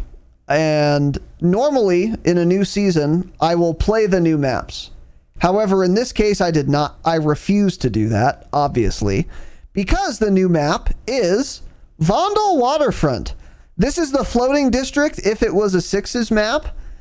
This is also known as a hellscape, and I would never choose to play this. So I didn't play it, and also I won't be playing it. I won't be trying it. Fuck off. If you want me to give you my impression of it, I've played it on Vondel, and that's all I'll ever do. I'm never going to choose to queue for the Vondel Waterfront 6v6 multiplayer map. Delete your character. That's not ever happening. So for some godforsaken reason, they did this. We've talked about how bad of a decision this was. I don't have to play it to tell you that I'm right. I'm vindicated. It is a bad map, and it's not fun or good. So cool. Don't really care. And I'll never play it, ever. I'll back out if it comes up in my queue, if I happen to be playing multiplayer also, by the way. There probably, I'm not kidding, I'm trying to think. I think every POI on Vondel could somehow be made into a better multiplayer map than this one. I'm not exaggerating. Zoo, Stadium, I mean, all of them would be so much better. Every single POI would be better than Floating District. 100%. Some of them may be too vertical, like Police Station and whatnot. But in terms of like actual realistic POIs that they could turn into a multiplayer map, this was the worst. I think the reason for this Because a lot of things Infinity Ward does is just completely shrouded in mystery, and no one knows why they did it. Like, you can't even guess what they were thinking they were trying to do. In this case, they were probably like, hey, we added swimming mechanics in this game, and swimming is cool, so we're going to, like, make a map where you can swim. That's probably what they were thinking with this POI in particular as their choice. Terrible choice, and take swimming out of the game. But anyway, that's that. I don't care. Yeah. And I'll never play it once again. General adjustments. This is a nice change. A little late. The vehicles in Santa Senya border crossing, the 6v6 map everyone immediately backs out of, will no longer explode. They can still be damaged, but they can't kill players. So I don't know what they can still be damaged means. Maybe they do explode still, but they don't actually do explosion damage to people. This is a good change, but the map is still dog shit. And I'm still backing out if I ever get Santa Senya, but it's a good change, I guess. And also, they should have made this again 6 months ago. Cool. Yeah. I mean, yeah, that's crazy. It's crazy. No one's played Santa Senya in months. Everyone just backs out of it now. So, like, we don't even remember what this map is like. So, anyway. Improved hit reg on the dummy models in the firing range. And a reactive operator skin will now show effects in the firing range. Another thing they did with the firing range, I don't know if this is in this article they've called patch notes that are not patch notes, is they've added an option to have armor plates on the dummies in the firing range. Do they talk about this in the notes? Have you seen that? I don't know if they do. I figured they did, but you would think it'd be right here, so I don't know. Yeah, so you can have no plates 1, 2, or 3 if I'm not mistaken. Where is this setting in, like, your just settings? When you're in the firing range, you hit escape where you would like change your gun or loadout, and it just says like firing, or it may say dummy settings or play. I don't know. It's obvious though. It's easy to find. You have to be in the firing range to do it. And the setting doesn't save, of course. So every time you leave the firing range and go back, whatever you set it to, you have to change it again. That's really cool. It should just be in the game settings. You can change how many plates you want in there. Because, I mean, I don't know. If I'm playing Warzone, I want to set it to 3 and never have it set to anything else, you know? So the option is like no plates 1, 2, or 3? Yes. And then every time you have to change it again. Yeah. Oh, okay. Cool feature, though. Pretty cool. It is, yeah. I'm not a huge firing range guy, but I know you are and many people are. I don't know what that means. I just don't use it that much. Not a huge firing range.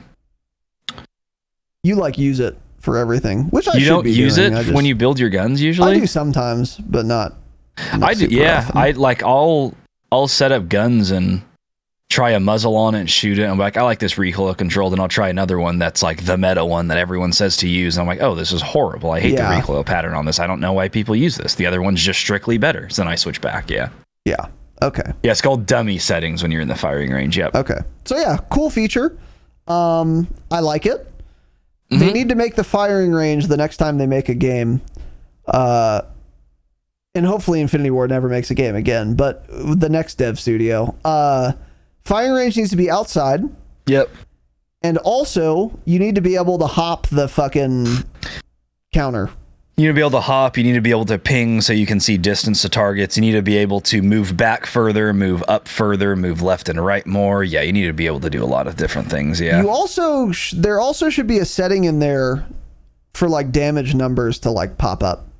Yep. That would be fantastic as well. That would be really cool too. But they don't even put the damage numbers in game, so they're never going to tell us that. They don't even put them in the fucking patch notes, so they don't even know what the damage numbers are. Yeah, in the article, excuse me. Yeah, thank you for that correction. Anyway, so that's cool. There you go. Some more bug fixes. Keep in mind, as usual, all these bugs that have been fixed, you haven't heard of any of them. None of you have experienced a single one of these bugs. So all the ones you experience literally every single match, don't worry, those are still in the game. Yeah, the game still gives you fake loadout drops. The game still will just not show the loadout marker on your map. You don't auto pick up plates. You don't auto pick up ammo. You're absolutely right, by the way. After you said that in a pod like a few weeks ago, how when you land back in after dying and pick up your guns, that 0% of the time will auto pick up ammo. You are 100% right, because I think about that every single time I land now, and I do it, and it never auto picks up. Yeah, you have to pick up your ammo to then force the auto pickup. Even if you have your guns first and start running over ammo, it will never pick it up ever. I'm not kidding. It's 0% of the time. Yeah. It's so I mean, people still don't show up on UAV. So the UAV bug is still in the game. Or they show up in the wrong spot on UAV. Remember we were playing ranked, and I was chasing that guy into a room. But I swear to God, he was across the street. Yeah. And he was in a different place on the mini map for me. He was in like a totally different area. It didn't make any sense. Oh, okay, yeah. Or maybe that was when I was playing Resurgence the other day. But sometime, I don't remember if you were there, but I was like, did you see that guy on the like mini map? Was he in this house? And whoever was like, yeah. City Moz. And I was like, that's crazy because he's outside of the house on the street over here showing up as a red dot for me. So that doesn't work. And then what else was the other one I was going to say? Oh, yeah. You know how in Resurgence, when you kill someone, you get the ping of their teammates? One other fun bug that still hasn't been fixed, that happens every single time, is I full a guy, and every single person in the match is pinged on my minimap. I'm not kidding. I get 40 or 50 pings on my minimap all over the place. And I think the only people it does not mark are the two teammates that he had that I want to see. It literally marks the whole lobby. I see red dots everywhere. It's so fucking buggy, and none of these ever get fixed. Ever. Yeah, it's always the dog shit bugs. The vomit loot. Yeah. You'll put a muni down and it'll go into a wall and you can't pick it up, or shit's still piled on top of each other. Like nothing is getting fixed. Nothing. What about the shooting out of the sky bug? / not funny being thing able about that. To go forward when you drop out of the plane. Funny thing about that. They had the audacity to put this update live. It was not in the update. It was not in the Season 4 Reloaded update, but they hot fixed it with an update an hour or two after the update released. How was that not in there? That has been the biggest issue with the game for the last 2 weeks. That was not inside of the original Reloaded update they launched. Yep. Yeah, thanks for reminding me. Yeah. So yeah, just keep in mind when you see bug fixes, now, like actually just get bug fixes, because you've heard of none of them. Yeah. I mean, none of them. Yeah. Yeah. And they didn't tell us they fixed that one, but they told us they fixed an issue where the survivor perk was not sending players into last stand and team revive modes. Thanks. Yeah. That's the bug fix I want to hear about. Not the 95% of the player base who doesn't fucking use Survivor, Last Stand, and Team Revive modes and instead plays Warzone. Don't tell them you fixed bugs. But luckily, I guess you can go forward out of the plane now. They did fix it. They didn't tell us, of course, in this article. But anyway. Yeah, you can't use the MX Guardian and MDub multiplayer ranked play, which is probably good. And now Warzone, all Warzone events. So first here is the boys Temp V field upgrades. Yeah, so there's a new like little event in Warzone, and this is in everything, I guess, except ranked. I think so, yeah. Tell us about this while I go take my giant white cock out of my shorts and piss with it. Yeah, so I'll kind of read through this here. So, secure the dub with superpowers while in Warzone upon consuming the new Temp V field upgrade. So you'll see it all over the ground. It's like a greenish box, I think. Players are granted 1 of 4 random superpowers. These powers don't act like a usual field upgrade, though. Once you use the Temp V, you are then free to activate this power whenever you wish. So you pick it up, you pop a stim, and it shows you what the superpower is. So then you can choose to just keep that one and use it at some point, or you can just pick another one up and swap it and then see what that one is by, again, you inject yourself with a stim and then it shows you what the superpower is. You can also hold these in your backpack, by the way. You can store extras in there, but you won't know what it is. It's just stored in there, and then you have to equip it and then pop the stim inside of you to see what the actual superpower is. So it's not like you can be like, oh, I want to have 4 laser visions for late game and hold those in your backpack. They're random. You don't know what they are. If you are eliminated from combat before activating the power, like a normal field upgrade, it's lost upon death. So here are the 4 different superpowers you can get from Temp V. First one is Charge Jump. This ability propels the player across the map without suffering any fall damage and dealing splash damage in a radius when they land. Oh, I didn't read that. So it does deal splash damage. You can down people this way. It's pretty cool. So basically, you hold down a button on my keyboard. It's X. So I can hold it down for a little period of time and I'll do a smaller charge jump and it shows like the little icon of how much of the jump is filled up. So you can do it like halfway, you can do it full way, and you go high. And since it deals damage when you land, you don't have to pull your chute. So if you get charge jump, you can jump. I mean, if I'm in the middle of stadium, I can charge jump and you easily, I mean, more than double clear stadium roofs or the top of stadium there. So any building on Vondel, you can get from the bottom to the roof of it. I'm 99.9% sure. Any building you can get to the top of it where it's accessible with the charge jump. So the next one is electric shockwave. You basically... It's an electrical explosion in your area. It shocks people. It deals a small amount of damage to them. It's like a shock stick like where they start shooting. You remember in the zombie mode, the Halloween mode in Verdansk? Yeah. Where the zombies had the ability to like EMP? Like that, basically. Yeah, so it shocks you and also deals a small amount of damage. Yeah. Next one is laser vision. You pop it, your character levitates into the air and fires a laser beam out of their eye. This is the dumbest and worst one by far. You don't take very much damage when in it. You can be killed, but it's like you're a tank. You must have like, God, I don't know, 600-800 health or something. It's pretty crazy. So you can be killed, but it's difficult. I see. And the laser vision like downs you immediately when it hits you. Basically, its time to kill is 5 milliseconds, basically.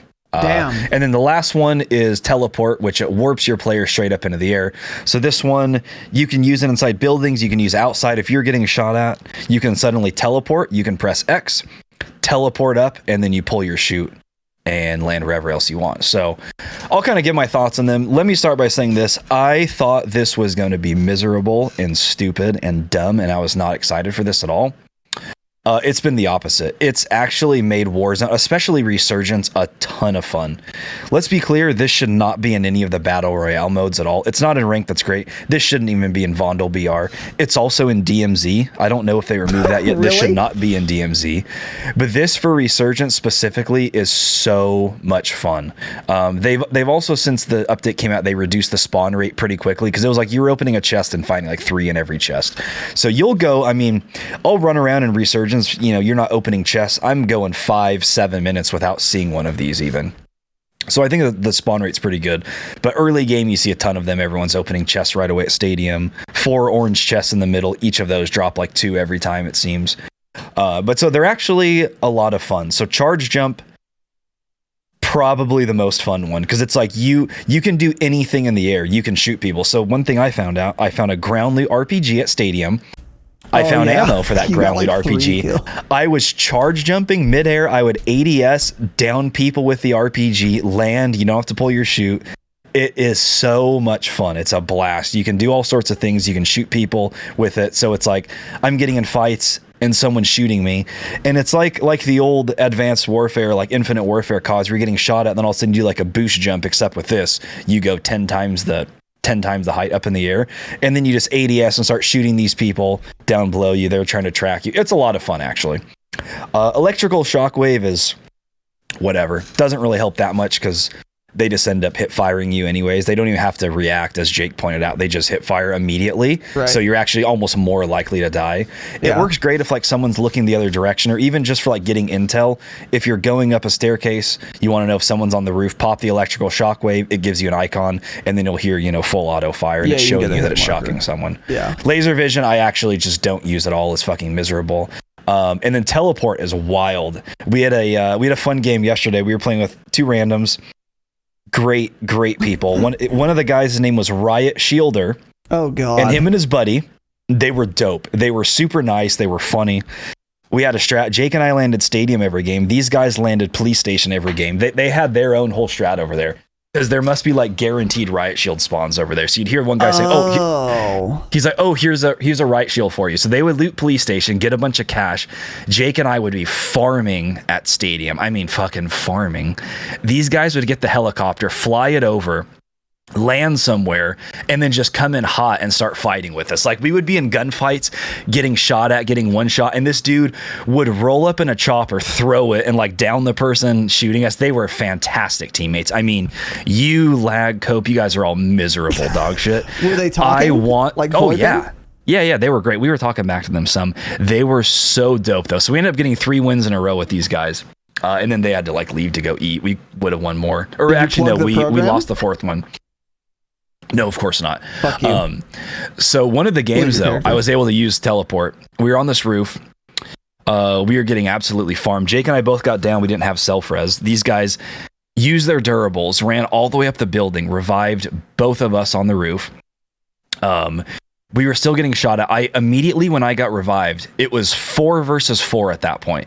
I teleported up into the air. Somehow they had to all start jumping off the roof because gas was coming in. So Riot Shielder and his buddy both immediately down, full dead. Jake was able to, right before he died, pop the reinforcement flare to get a teammate back.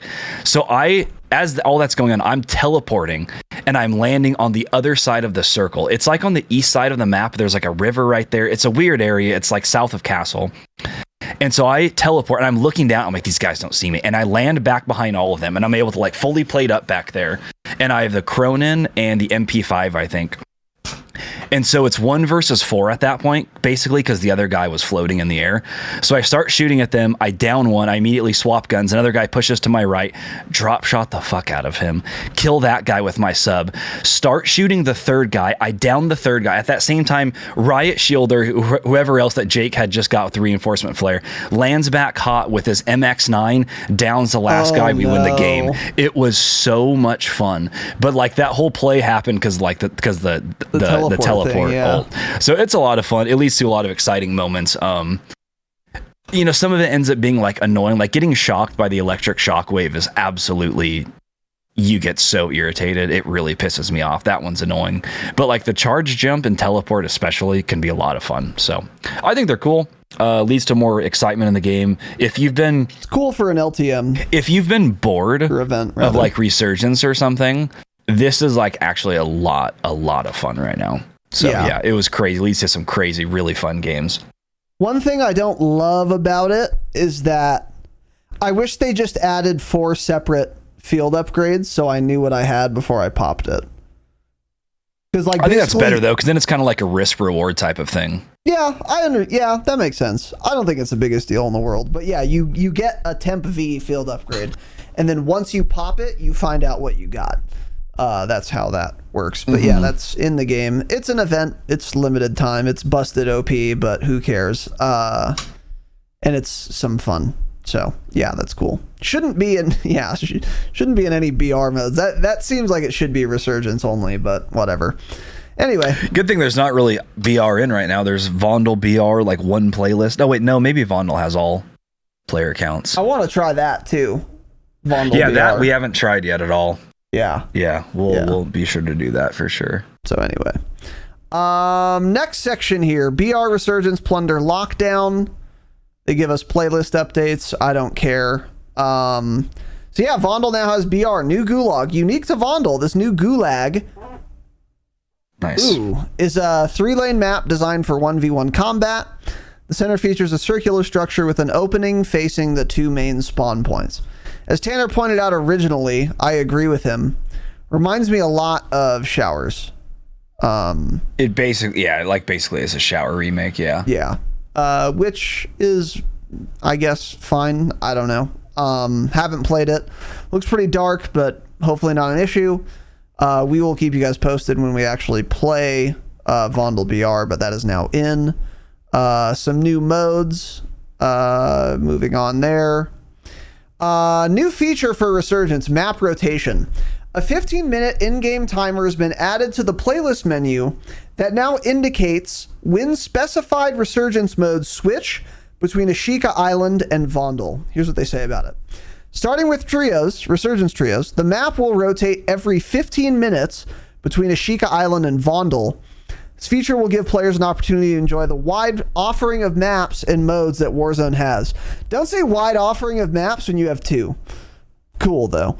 We will closely There's 3. monitor this feature. Oh, they're talking about for Resurgence though. Yeah. Yeah, there's 2. We will closely monitor this feature and may look to expand upon it in the future.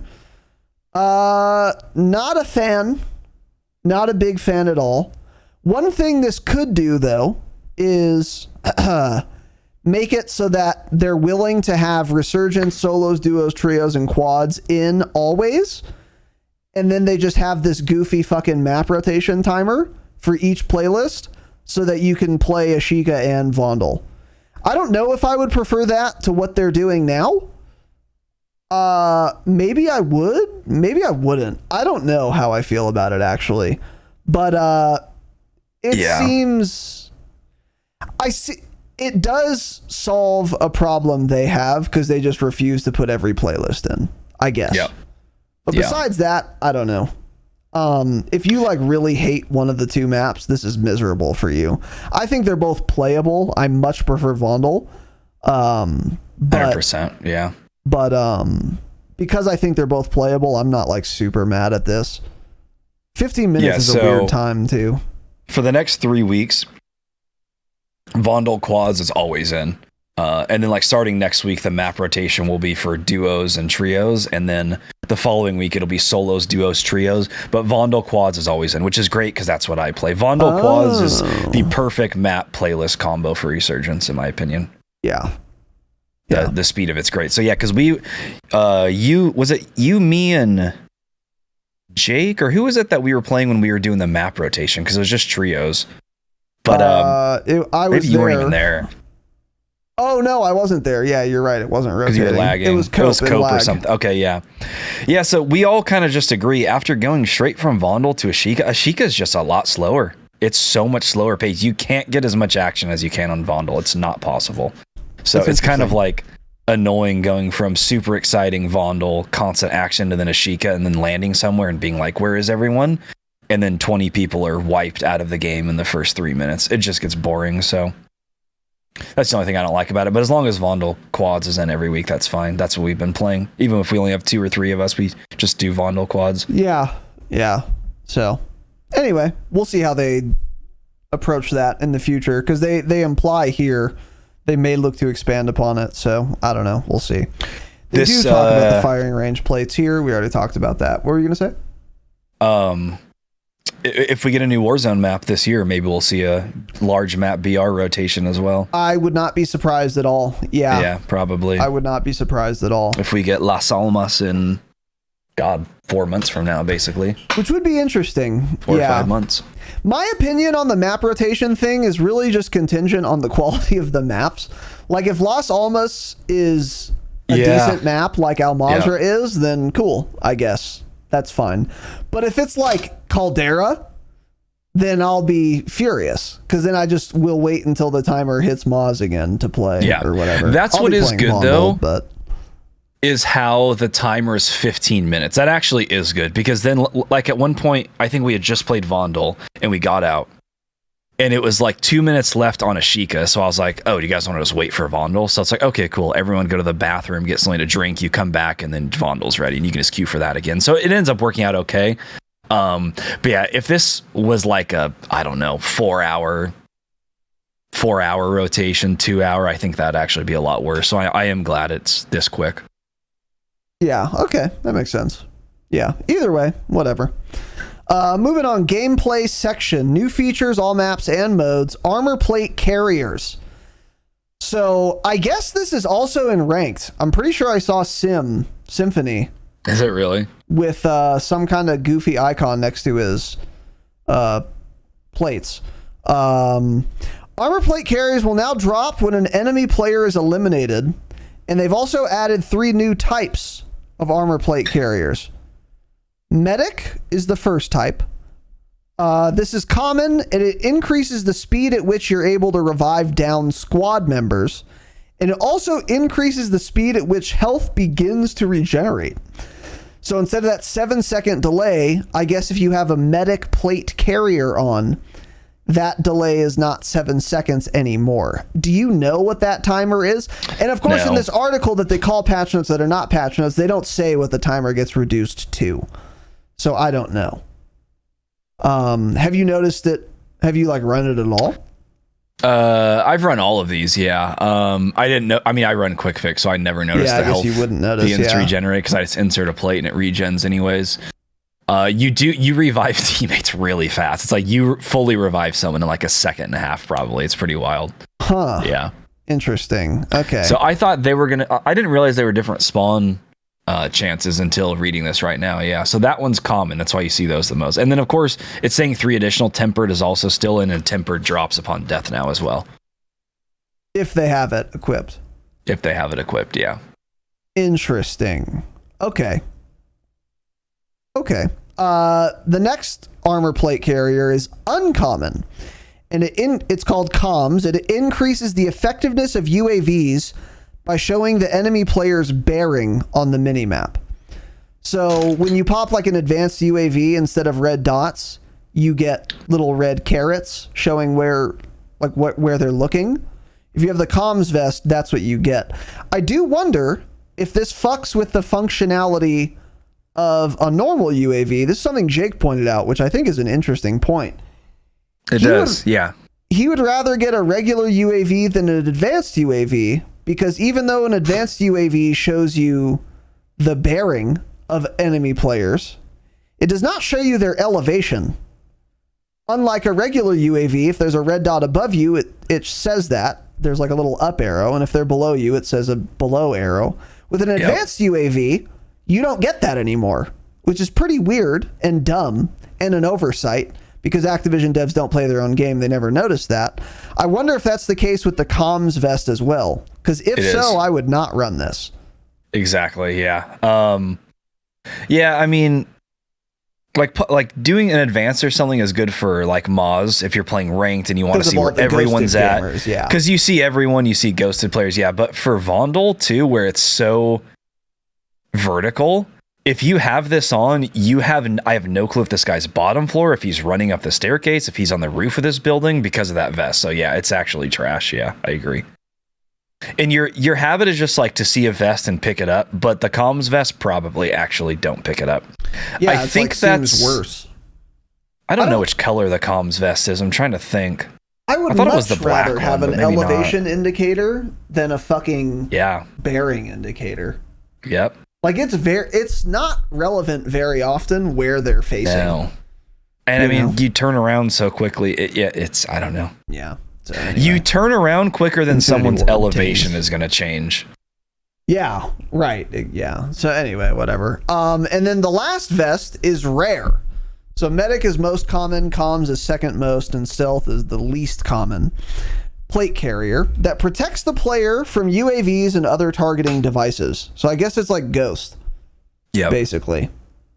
Mm-hmm. Which is pretty fucking dumb, because have a perk or have a vest. We don't need both. It's pretty weird. Yeah, and the thing, I was thinking this could be annoying for ranked because people will not run Ghost. Use high alert and then find this. But honestly, if it's rare, I don't think most high ranked players are going to take that risk. They're still just going to stay ghosted the whole time. Yeah. And then therefore, for something like that, it becomes just a waste of an item to even have in the game. Because if I'm playing ranked, especially in those high lobbies, I'm not risking being on the UAV once. I'll get shredded. So yeah, these are definitely common. You don't find a lot of these at all. Yeah. And in typical iDub fashion, of course, the most common plate carrier is also the best one. So very cool, Infinity Ward, and good job also. Yeah. And these shouldn't be in ranked at all. Like, irrespective of what they do, there shouldn't be these things in ranked. But they are probably, so that's cool. Anyway. Yeah, ranked is quickly just becoming a lot worse because they're not banning anything. It's getting the Timmy Timmons treatment that you talked about. Yeah. They're just making it more and more casual, even ranked, which is a shame. But anyway, for now, not the end of the world. I don't think any of that's like super impactful. I think the medic one could be pretty impactful for ranked, actually, because if you can res really fast, that is going to make wiping a team really fucking annoying on Moz. If you're like fighting rooftop to rooftop or something, like you, because there's a lot of times where like you get a down and you use that time to push. Because either that dude is selfing and their gun is down, obviously, or their teammate is rezzing them, and then 2 guns are down. It's really good. And the person you downed also isn't going to have time to plate by the time you get there, depending on how close you are. It makes pushes possible. But if you can res like super fast, which is what you're saying, then that makes that prospect a lot more difficult. And also, when you down someone, you don't know if anyone on their team has a medic vest or not. So do you push? Don't. Yeah. Because like you might push thinking you have time, because by the time you get up there, normally the guy would be rezzed, but he'd be one shot. But you didn't know he had a medic vest, so now he's full plated, prone, ADS'd waiting for you. Yeah. Not great. Not great. So I could see that being a problem, but anyway, whatever. We'll see. Honestly, I still just, out of all these vests, if I see tempered, I'm taking tempered every single time. Oh, and tempered is still, for sure. Yeah. Yeah. So anyway. Al Mazra, BR, cash drop public event. This new event will spawn 3 planes that will drop a combined total of 12 crates across the map. Each crate will spawn about 10 racks, $10,000 in cash, and between 2 to 4 randomized armor plate carriers. There we go. This event has a chance to occur during the 3rd and 5th circles. Interesting. I'm ambivalent about this. Apathetic would be maybe be better. I don't think this is that relevant. I don't know. It'd be good to hit and ranked for the cash. It'd be good to hit and ranked for the also, cash. 12 crates, that's dropping a lot of crates. Especially 12 crates 5th circle is insane. It's like you're going to have like so much more cover with now. Possibly 48, right? 48 armored vests or different plate carriers. Yeah. The entire lobby can grab the ghost one. Yeah, I know. Yeah. So anyway, whatever. Next, Vondel in all modes. The personal redeploy drone, which is a field upgrade. This was the field upgrade that we naively thought was going to function vaguely similarly to a portable balloon that you used to be able to get in Warzone 1. That could not be more wrong. And let me be clear, this is the most ineffectual, dog shit, useless, trash field upgrade I've ever seen. I started laughing when I used this because I throw it down and I hit it, and I'm expecting to go between 40 to 60% of the height of a normal ast balloon, which is about probably what it was like the field upgrade in Warzone 1. Instead, you go, I'm not kidding, 5% maybe of the height of a normal balloon height. Like, you can't even get on top of the average Vondel building with this field upgrade. No, you can get on the roofs. It's very slow. It's very, very slow. It gets you onto all the roofs, yeah. The downsides are it's very loud, so everyone immediately knows it's happening. And you go so slow that you're such an easy target to hit. And then once you get to the top, you don't go as far as you do with the balloons. Okay. Like you don't go as fast off of it. Time. I was on a roof. Maybe remove that's it from why the game. It's useless, yeah. Yeah. Know what I'm doing instead? Pushing up the stairs with my gun. I'm not just floating right next to a roof waiting to be shot as I come over the edge. The whole time you're on your way up, yeah. Yeah, like you can shoot from it, but you can't ADS, so. Yeah, exactly. Yeah. Miserable, remove it from the game. So one of many, many field upgrades we've gotten in Warzone where it just doesn't matter because it's just not impactful at all. It's not good enough to be used. So yeah, cool.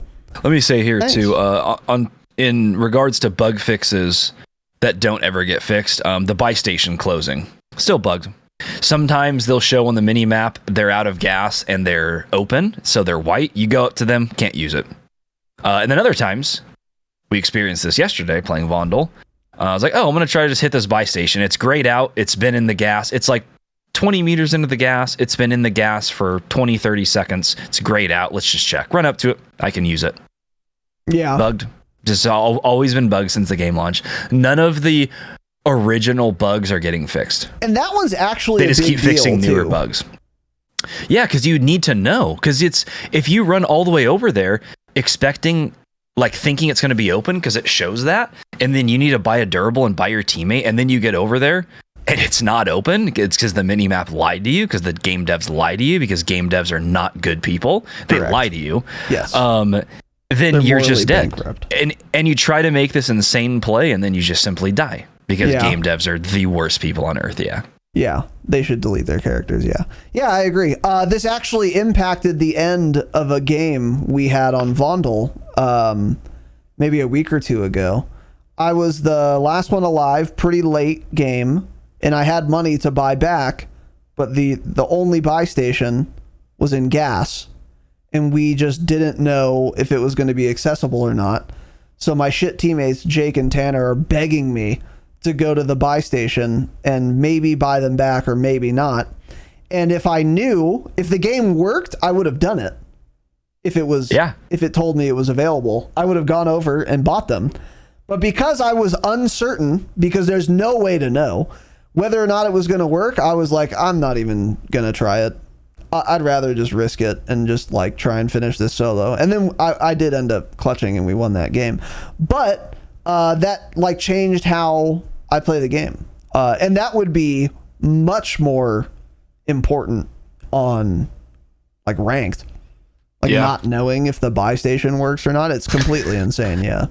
Yep. Yeah. No, it would be great Survivor too. Perk and team revive modes, your last stand works better now or something. So thanks for telling us that in this article. I was also telling Jake this yesterday when we were playing. I was like, dude, they need some way to report bugs, because they genuinely do not know that half of these exist, because they don't play the game enough. They actually don't. It's the only excuse for not knowing that all of these bugs exist. And people talk about it on Twitter all the time, but there needs to be a better streamlined process to report bugs to them. And I pointed out they had this in Warzone 1. I remember early on in Verdansk, you could report bugs on. It was probably when Warzone was considered in a beta state. I don't remember how long it was considered to be in beta, but you could go on and you could report bugs, and they would ask you to do it. You haven't been able to do that for a long time, and they desperately need that, because none of these problems from season 0, season 1, season 2 have gotten fixed. None of them. They keep fixing bugs that are introduced after, and they're not fixing any of the core bugs with the game. Because they don't know. Yeah. Because you'd have to play. Yeah, exactly. Like you said. Yeah. You play Resurgence 3 years. 1 hour a day, you notice all of these bugs if you're competent and pay attention to things. Right. Exactly. So anyway. Vondel. So this is next thing here is for Vondel, BR, and Resurgence on Vondel. Signals Intelligence Contract. This is the one. Wait. Players will be required to track down and hack 3 different phones. I don't know. There's a new contract. It's a new contract. You go. It marks some phones. You have choices. You go around and hack them. It's actually good because you can get a lot of money. You stay alive. Each squad member will receive a total of 10 payments of $500 for a potential $5,000 each over 3 minutes and 20 seconds of staying alive. So you can get a lot of money from it, actually. Yeah. I picked it up one time, didn't really pay attention. I think I did like 2 of the things, so you got some of the money, but I don't think we like technically finished it. Okay. Yeah. So anyway, that's in. And then that occupation scan public event is in, where it's like, go prone, because we're about to waste do a sweep. Of time. And then if you don't go prone, you're like on everyone else's minimap. Really dumb. Doesn't add anything to the game, and it just slows the game down. Yeah. Because it's more audio clutter again than everything. Because it's like a big beeping, and then something covers your screen. Yep. Something covers your screen like you're being hacked, essentially, like your screen kind of changes colors. Literally zero reason to have this in the game. Yeah. The fact this was ever in there and now brought it back, what is wrong with you? Yeah. It's just like they do all this coding and they spend all this development time on things no one wants and that add nothing to the experience. They just subtract from it. It's really dumb, and it's back. So cool. Not the end of the world, but it's just fucking stupid. It's just offensive to me that they spend their time on this when they could be like telling us what they actually changed, but in this article anyway, whatever. All maps Resurgence, communal stations, public event. Once Resurgence is disabled, a series of deployable buy stations will drop onto the field at random for any player to use. That's actually kind of cool. This is dope. I did not realize this. I just kept wondering why late game there were always portable buy stations. I just kept thinking, someone threw it here early game, because you don't hear them coming in, it seems. Interesting. I like this a lot. This is This cool. is really Yeah, that good. sounds Yeah, cool this is on great. paper. Because they'll land on roofs too. Like I just used one game this morning I played. There was one on a roof, and I bought my gun back because I didn't have my primary gun. Right. And it's still going to be risky to hit them. So it's not like it's like, you know, too RNG or overpowered or anything. Yeah. I think it's cool. I think that's a cool. I want to say feature. it drops like probably about 3 of them. 3 or 4 of them is what it seemed like then. Yeah. Yeah, it's pretty dope. And by the way, pro tip for you guys, you can shoot the portable buy station drone that it comes in on. And that is especially good on Vondel. If you're like on a roof and someone across from you calls the thing, if it's coming over you first, you can just steal that and have it drop on your roof instead by destroying the drone above you. That doesn't happen too often, but it's possible. Yeah. But another thing you can do is just shoot it before it gets to their roof, so at least they don't get it either. On Vondel especially, I think this is like the most relevant, is destroying the drones. You can really fuck someone's day up. Yeah. And I'm amazed at how often we call in a portable buy and everyone just lets it happen. Crazy. I don't know how you can ever call one in without someone shooting it down. I see one coming in across the map. I grief people and mount up and shoot it like literally like 200 meters away. Oh, all the time. Yeah, of course. Yeah. So anyway, just a little pro tip for you there. But anyway, yeah, that's a cool event. I like that. All maps and modes, armor, ammo, boxes, quality of life. Lethal and tactical equipment refill behavior will now match ammunition. So in other words, if I'm understanding this correctly, what that means is if I have 2 smoke grenades equipped already and 2 Semtex, and then I hit an ammo box, I will have 2 smokes and 2 Semtexes automatically added to my backpack. I guess. If I'm understanding this correctly, that's what that means. I think so, yeah.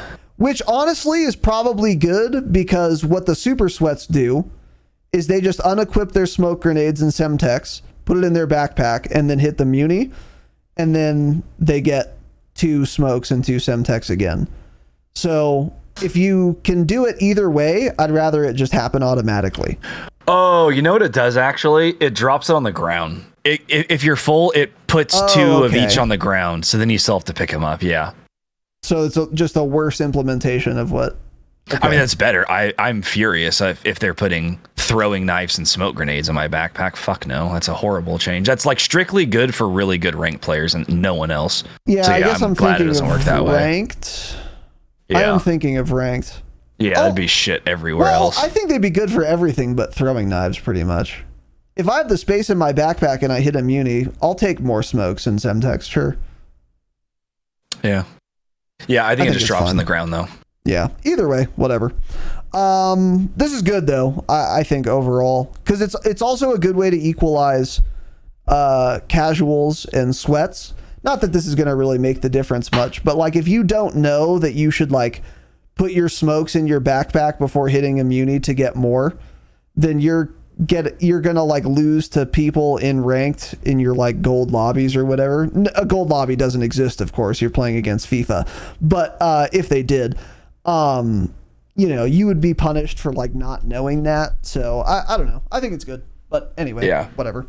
Armor and ammo will now drop additional items that do not fit into the active loadout slots to the ground, leaving players to choose whether or not to stow them in the backpack. I think this is so fine it's not too. bug, it's intended. No, because now it doesn't put plates in your backpack. Oh, it drops them all on the ground. So that's what I thought was a bug, because I'd be like, I would be looking at it and I would be testing it. And I'd be like, all right, I have 1 plate in my backpack right now. Let me hit this armor box and see what happens. It is also just entirely bugged, because I go from like 1 to 2 plates and then it would drop like 6 or 5 of them on the ground. It's totally buggy, of course, but I think that's what they mean to do, is just drop them all on the ground then. So it drops like 6 on the ground. Weird. Yeah. So, yeah. Decisions made by people who don't know what people want because they don't play the game. They don't understand how the game works. Yep, truly, that's what it is. Gas mask quality of life is the next thing here. The gas mask animation that automatically starts while players are airborne will be interrupted if a player decides to pull their parachute. Oh, this is really good if true, because it is very fucking annoying dying because you can't pull your fucking chute. Yeah, you fall to your death. Yes. That's happened numerous times. That is What they didn't add that they should have added? Just give me a toggle button. I want to choose when to put my gas mask on and take it off if I want to. I agree. Simply add an option. Which was in Warzone 1, by the way. Yep. Sure was. And it cannot be difficult for them to do. Again, this Warzone 2 already, they've made, 3 changes to gas masks and they keep calling it quality of life. The biggest quality of life you can do, the one thing you would have to do, make it a toggle button that I can use. And that's it. You don't have to make any of the other changes. Let me choose when to put it on or off. Yeah. It's that simple. But so anyway. Next is potentially a big deal, but not really. Bird's Eye perk. When using a UAV in combination with Bird's Eye, which is an ultimate perk. So this is the same slot as Ghost. It's the same slot as High Alert. It's the same slot as Quick Fix. Players under the effect of Ghost are now revealed to that player. So if you pop a UAV with Bird's Eye equipped, you will see ghosted players. Because it's an ultimate slot, I don't think this is very relevant for anyone. I'm not using Bird's Eye in Resurgence because I'm using Quick Fix because it's better. And I'm not using Bird's Eye on Moz because then I don't have Ghost. So I just don't think this matters very much. They write a little blurb here. We want to provide a hard counter to Ghost to offer more variety in the rock, paper, scissors encounters. But because they don't play their game, they don't realize this is not how that's going to work. I'm not going to take Bird's Eye to see ghosted players when I happen to have a UAV, when I have to sacrifice Ghost to do that. It's just not going to happen. Yeah, I share the same opinion as you, but Chupa did say in chat, Sim, FIFA, and them are all doing it, and they haven't had any issues finding a stealth vest in ranked. He said that when we were talking about the vest. So he said they all run Bird's Eye, and then they search out stealth vests and use that little combo. Oh, okay. Okay. I hate that. Oh, yeah. Yeah, I hate it too. Yeah, I wouldn't personally do it. I feel like they'll end up swapping off of that, but I'm sure they're just trying it. Well, the problem with that is if it's effective, if you can find stealth vests enough to be able to do that, then you've just slowed down ranked tremendously because all the good players are going to do that. And because they're going to be forced to, because it's possible. And therefore, instead of playing the video game and shooting other players with their gun, they're now forced, if you're top 250, especially if you care about your rating, they're forced to go look for stealth vests first before I can have fun and shoot other people in the game because it's so strong that you can't afford to not do that. Pretty dumb. I hate it. I hate it a lot. Yeah. I don't think the problem with that is the Bird's Eye perk change. I think this change is fine. I think the problem is having the stealth vests in the game. In ranked especially. This is insane. That's the problem. Just RNG items that have a big impact on how you perform in a ranked match. Really dumb. You should take out as many random variables as you can for competitive integrity, but they don't do that. So anyway, medicine cabinets. Reduce the number of stims that spawn from medicine cabinets to 1, down from 2. Oh, we recommended this. Kind of. Yeah, I think it said something about, I'm pretty sure it can just be fixed by literally downing it to 1. So yeah, it took a dev team of 3,000 people to figure that out over a couple months. Yeah. Yeah, good job. That could have been hotfixed weeks ago, by the way. Could have been hotfixed the first day they knew this was happening. Yep. By the way. So anyway, that should help with the stim glitching shit. And then next, all maps, BR and Resurgence, gas damage. Players will now see an increase in the damage dealt to them over time the longer they remain in the gas. So that was the second of our recommendations for the stim problem. And if this does work as intended, then this is probably just solved that issue, which is good. It's a good change. Know what they need is to add in the PDSs back to this game, like they said they were going to do 3 months ago. Did they say they were going to do that? Yes. Oh. I responded to their tweet of it with a screenshot, and I said, when are you guys adding the PDSs? Because they said they were coming in season 3 reloaded or season 2 reloaded. One of them, just haven't seen them. Because, like, especially for ranked, think of the insane plays that could be made with PDSs. Especially if they make it work where you take a PDS to a buy that's closed, drop the PDS, and that lets you use the buy. That, like, opens it. That would be some crazy plays, because also the way it worked in Warzone 1 is people saw that there was a PDS active there, so it's like a risk type of thing. You'd be like, you're the last one alive, I have a durable, I'm going to run 50 meters into the gas, throw my PDS down, buy all of my teammates, but then first of all, they're going to see me buying teammates back, and then two, they're going to see the PDS, so I'm going to get held and probably die, but it can make for some really interesting plays, things like that. So yeah, I mean, more than anything, it's just they literally said it was coming in a Season Reloaded update, and it hasn't. So yeah, again, they just lied. They do, like you say, just get on the internet and lie. Let me see. I took a screenshot of it. It was in... It's like the oldest meme I think I know. The oldest meme I know of is the meme where, do you really think people would do that? Just go on the internet and tell lies? Infinity Ward would. Yes. Yeah. They just go on the internet and tell lies. Here, I'll read it for you. In addition to the above, expect more new and returning features and items in Warzone 2.0 to arrive as part of a mid-season update. This was talking about Season 3, including the decontamination station. And they talk about how good it was on Caldera, blah, blah. So that's coming in Season 3 Reloaded, guys. Don't worry. So that'll be out 3 months before you just heard this. Yeah. Yeah, got it. So anyway, very cool. Shout out to Infinity Ward, the worst company that exists.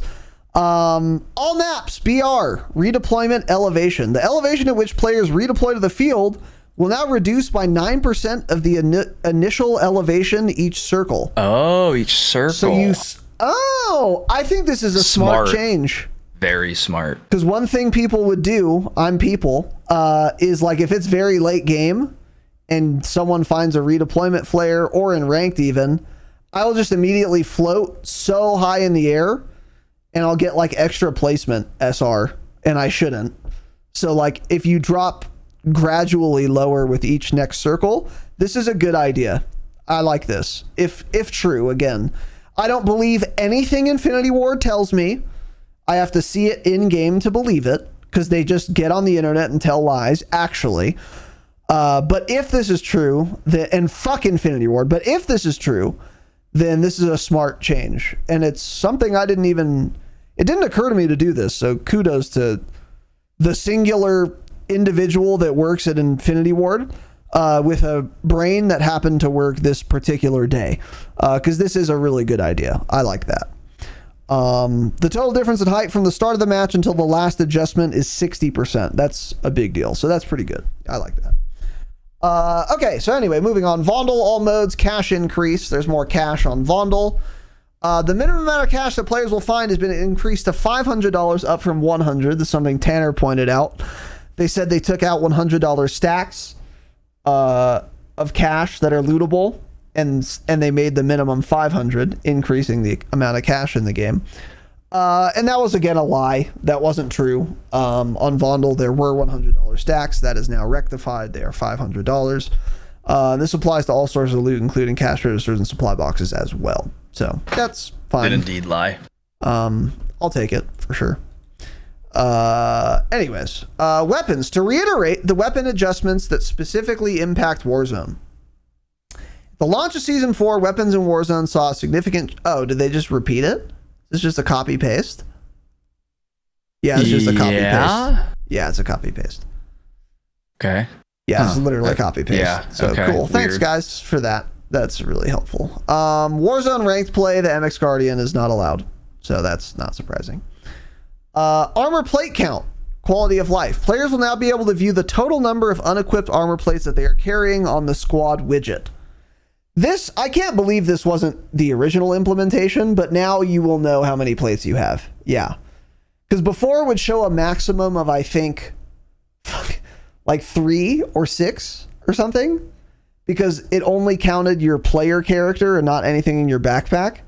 Now now it evidently counts plates in your backpack as well. So if you have like a bunch of plates, you'll know that. And before you wouldn't. It never occurred to me to say anything about that, but it was really dumb. So now it does work. I do remember seeing this, so I can confirm that for you guys. Yep. Backpack. Players will now see a backpack full noti on the bottom center of their UI for ease at a glance of backpack state. That's really cool if true. Is this true? I mean, yeah, but I've never looked and noticed it. Because you know what I'm doing to see if my backpack's full? I'm just clicking the button to see what's in there. I like knowing if it's full or not. If I see loot it's like in front of down me. at the very bottom of your screen though, and it's like kind of blends in. I will take that over a precision airstrike notification directly on my reticle, but I do understand what you're saying. So either way. The precision would be great down there because it's a lot bigger, but this is like smaller font. I know. Yeah, I'm just not a big banner. Yeah. Yeah. Anyway. It didn't need to change. Buyback value. The amount of cash an eliminated player will respawn with upon redeployment will be now indicated to the right side of the squad widget. That's fucking cool. I like this a lot. Because one thing, when you buy someone back, like maybe if I'm playing trios, both my teammates are dead, and I have $5,000. If I buy Tanner back, but he only has $100, whereas if I buy Cope back, he has $5,000. I'll buy Cope back, he'll land on me, and then I'll know we'll have enough money to buy Tanner also. I like this feature a lot. This wasn't in Warzone 1. I think this is literally the first quality of life change in Warzone that's good that exists in Warzone 2 that did not exist in Warzone 1. This is literally the first one. I'll take it. Yeah, that's nice to have. So, anyway. Champions Quest. This is the nuke contract. Rewards now show in the after action report upon successful detonation of the nuke. Okay. Kill cam recap. I don't believe it already. But let's see what it says. Eliminated players will now see a summary of the enemy players that contributed to their death. You are fake news. Wrong. Is this the outnumbered 2 attackers shit? No. They will see a summary of the enemy players that contributed to their death. They're saying it's supposed to show like how much damage each person did to you or something, but it just isn't there. It doesn't exist. They got on the internet and they lied. This does not exist. Okay. It's not in the game. Okay. Yeah. Unless it's only in like BR, maybe. Haven't played BR. Maybe. They could be referring to the outnumbered 2 attackers thing that they just never talked about before. No, they talked about it before. That was in actually. Yeah, and this specifically says a summary of the enemy players that contributed to their death. And then it says right here, this will include the number of shots that made contact per player. They lied. This does not exist. Oh, so this is just a lie. Yeah. Uh-huh. Got the internet and lied, yeah.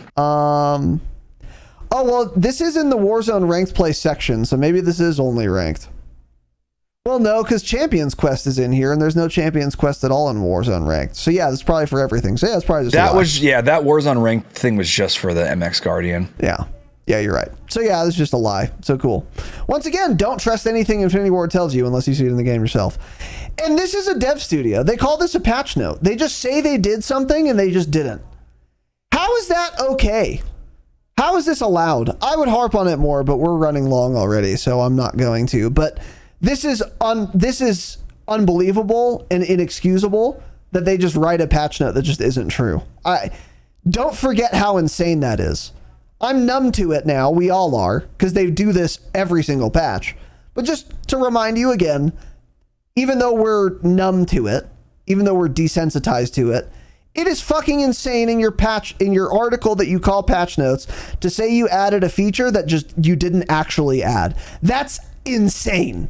It's an insane thing to do for a AAA dev studio in particular. So anyway, cool.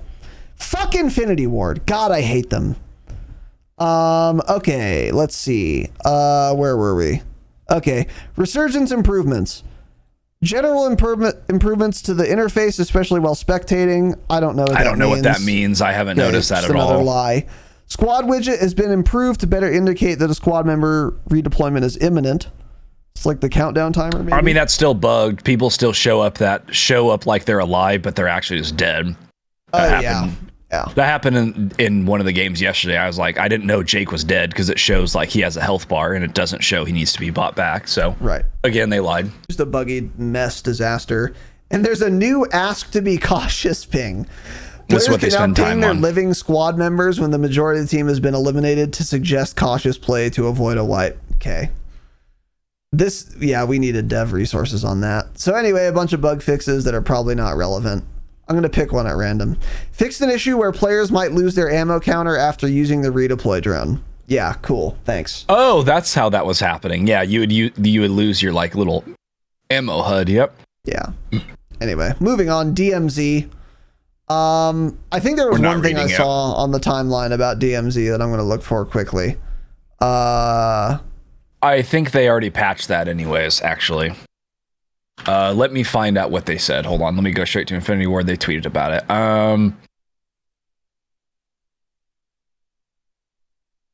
So basically, it was only like you couldn't plea for help anymore or something. Did you find it yet? No, this Oh, is plea I for help found in what assimilation. you're thinking of something else. Okay, well, this is what everyone's talking about. So what are you talking about then? Players hunting Oh, that players. thing. Yeah. Yeah. If a player in DMZ and their squad kill too many players in TMZ, is there such a thing as killing too many players in your It's probably getting one kill in multiplayer mode? DMZ. Yeah, actually. That high kill individual player will be issued a warning. If they kill another player after the warning, they can expect a bounty on their head. Enemy operators in the exclusion zone will then receive intel on your position to secure a reward upon completion. Killing a player with a bounty will reward everyone in the squad $10,000. The bounty is not active in Building 21 or Kosheki Complex. The things I saw on the timeline were kind of snarky about this, and we're like, oh, they really don't want people killing each other in DMZ. But I actually think this is a cool feature, and in fact, I want a bounty. Come fuck around and find out. I think it's doing the opposite of what they think it's going to do. Yeah, I'm killing people to get a bounty on my head so more people come. Exactly. I don't. Come feed me. And that's. I guarantee you, that's not what they want to happen. They want less killing because Infinity Ward devs, they play DMZ. They don't play Warzone. That's why they don't know any of these bugs. They're DMZ mains. They're shit cans. They're the people we wipe when we play DMZ. Yeah. So yeah, I actually think it's cool. I just want to go in DMZ and start barking off onto everyone. Yeah. Actually. And if you're a player who likes to just kill other players in DMZ, you should be happy about this. Yeah, because you're just going to be able to. The one thing is, though, people can run away from you more easily if they see you coming. So maybe that's a problem. I'd have to think about that a little more. I'd have to play, honestly. And another thing I wonder is, when you have a bounty on your head for killing too many players, does it show a circle about where you are? Or does it show, like, exactly where you are? Because that's a big deal, too. If it shows exactly where you are, then this is insane. But if it shows, like, a bounty, like the bounty contract... Yeah, I feel like it's just that a would contract. be okay. That would be cool. Yeah. It would make it easier for other shitters to run away from you, though. That could be a problem, actually. So, I don't know. I'd have to actually play to find out, to be honest. Yeah, so I don't know what exactly was happening. I guess something to do with, like, plea for help was happening. Like, they kind of removed the plea for help or something, like in DMZ. They talk about it here. Up. I don't care. But so basically people got mad, yeah, and so they announced that they're reviewing some of the adjustments they made based on player feedback, and they're going to change some of it. Because DMZ players don't like fighting. Yeah, they all just want to be one big happy family. Yeah. And that's pretty much it for the blog post. So just once again, a quick reminder, please look at your screens. This was not a patch notes list. This was an article they erroneously titled patch notes, and there's no such thing as a quality assurance department in Infinity Ward. It is a psychological operations division that they call QA. There's no QA team in Infinity Ward. It's a PSYOP, so just keep that in mind. But anyway, let's move on here. I think we have a couple other things to talk about. Nothing, too crazy. SPX not one-shot anymore confirmed, so they fixed that. The XPX was one-shotting. That was not intended in Warzone. That is no longer possible. And then COD Updates has been tweeting a lot. So yeah, the player momentum thing, we talked about that. They fixed the intel problem, supposedly. They said they did. Some people in chat said it does work better now, so that seems to be fixed. Yeah. Good. Couple changes to Temp V, which is the boys field upgrade. Reduced overall frequency of its drops in DMZ, and it shouldn't drop in Building 21 or Kosheki Complex anymore. Whatever. Let's see what else here. What is this next tweet, don't matter Tanner? Anymore. You added it here. I don't want to read it all. I don't know which one you're on. I added all of these. I don't know which one you're talking about. Oh, just, yeah, bug fixes. That was from the other day. I don't know. It doesn't matter now. More bug fixes. Doesn't matter. Oh, there was we talked about a lot of this. Well, this is all brand. No, we didn't really talk about most of this, but it's all just stupid bugs. This was a big one. You could shoot deployable buy stations, and it dropped like tens of thousands of dollars in cash every time you shot it. They fixed that. Oh yeah, I saw the Bobby Poff Twitter clip. Fuck him, by the way. Got it. For Cold War, they released a new security update. So now party privacy settings are set to friends only, and apparently you can play Cold War without getting hacked now. That's good. And then, yeah, they rolled out the PC update. Yeah. So we can keep moving here if you're ready. I'll skip some of these. I know what to talk about. So Sim is live. We already talked about that. JGod posted a time to kill chart of what he thinks is meta. We'll talk about that later in like a Patreon episode. We already talked most about it. Use the Cronin and in our first impressions, we'll kind of dip into that too. Charlie Intel tweeted out today in some positive news, older COD games are working on Xbox 360 again, and players are reporting active lobbies and matchmaking filling. So when the game has been laggy the last couple days, a bunch of people have been hopping on playing the old games on Xbox 360. Cool. This is from last week. Activision is showing COD 2023 to NBA players at the NBA Summer League in Las Vegas. So there was like nothing leaked from it. It just showed guys sitting at computers. So I guess they were shown a demo or like a trailer of COD 2023, but they only actually played Warzone, so they didn't play the game. So I don't know. Nothing leaked from that. Moving on to World Series of Warzone drama. There's a guy I've talked about before. His name is OD. Don't know much about him, but I know Hisoka last season took some flack because people said he played with OD off stream, because OD is like everyone in the comp scene knows him as a cheater. I guess he's been cheating since Verdansk.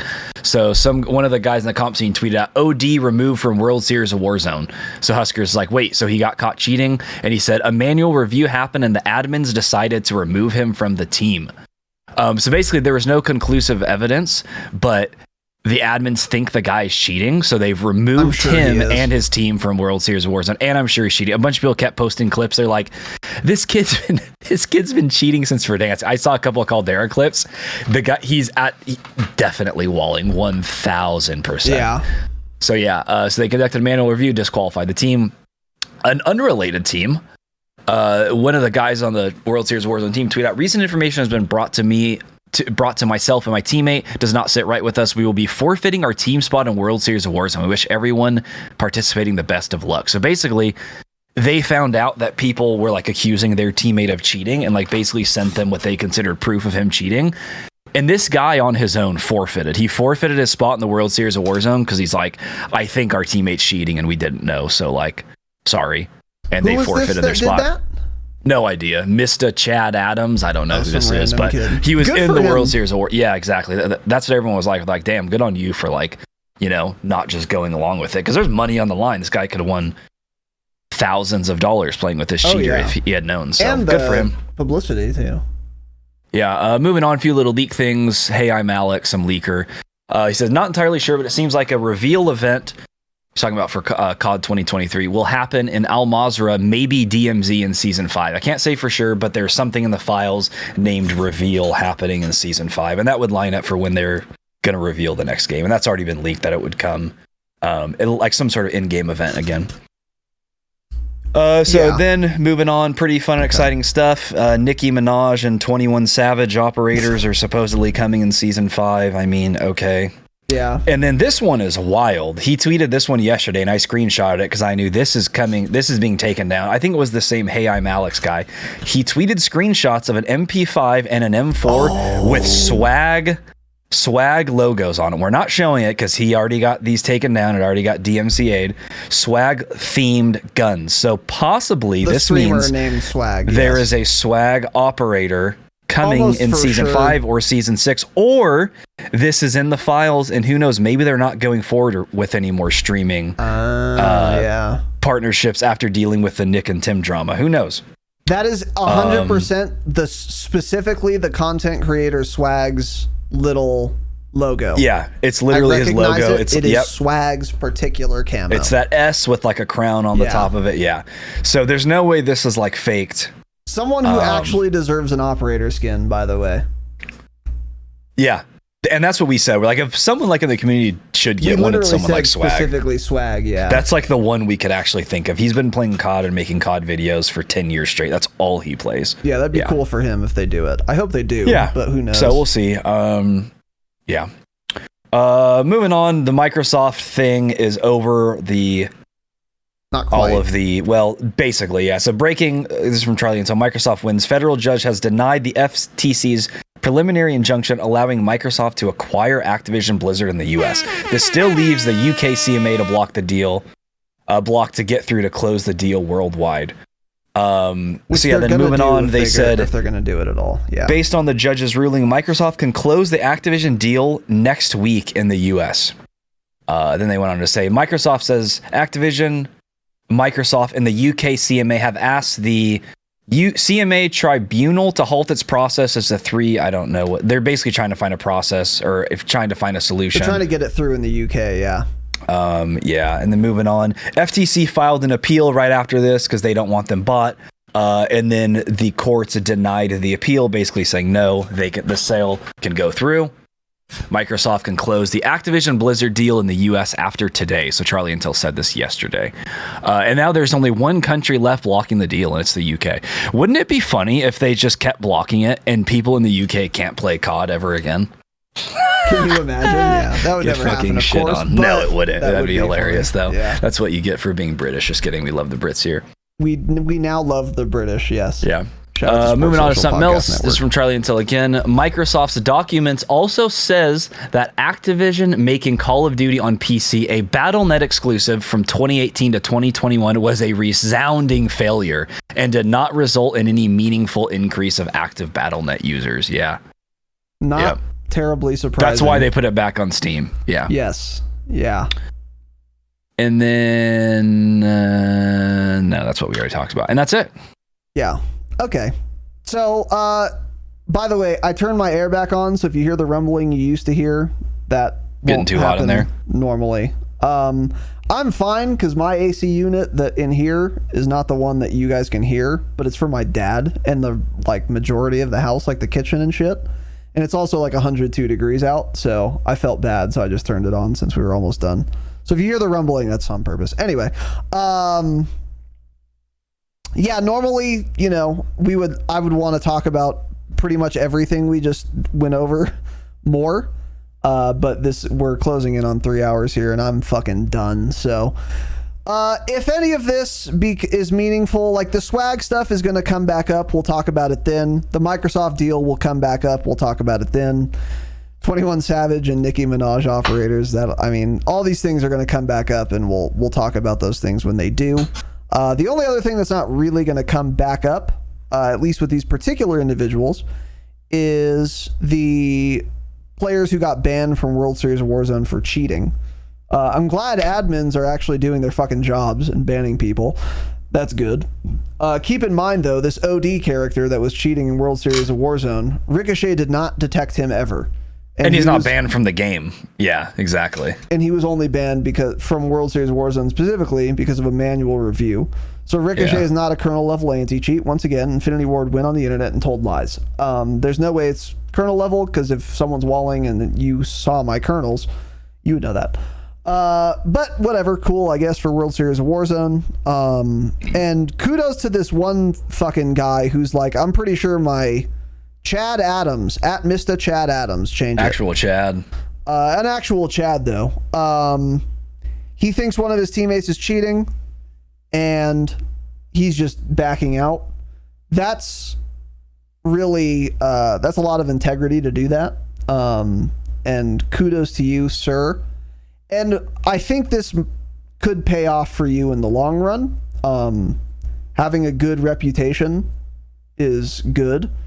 And this is going to really ingratiate you with, Call of Duty fans. This is the guy that could have been in World Series of Warzone, but he actually has principles and didn't play with a cheater last year.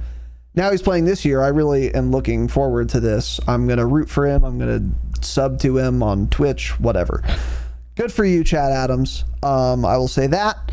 And I'm sure more people will fucking cheat and get banned for World Series of Warzone. Oh, the winning team will be cheating, yeah. So that'll probably come back up. And then the last thing we talked about really is J-God's assessment of like good weapons after the update with all the weapon balance changes that they didn't tell us they did.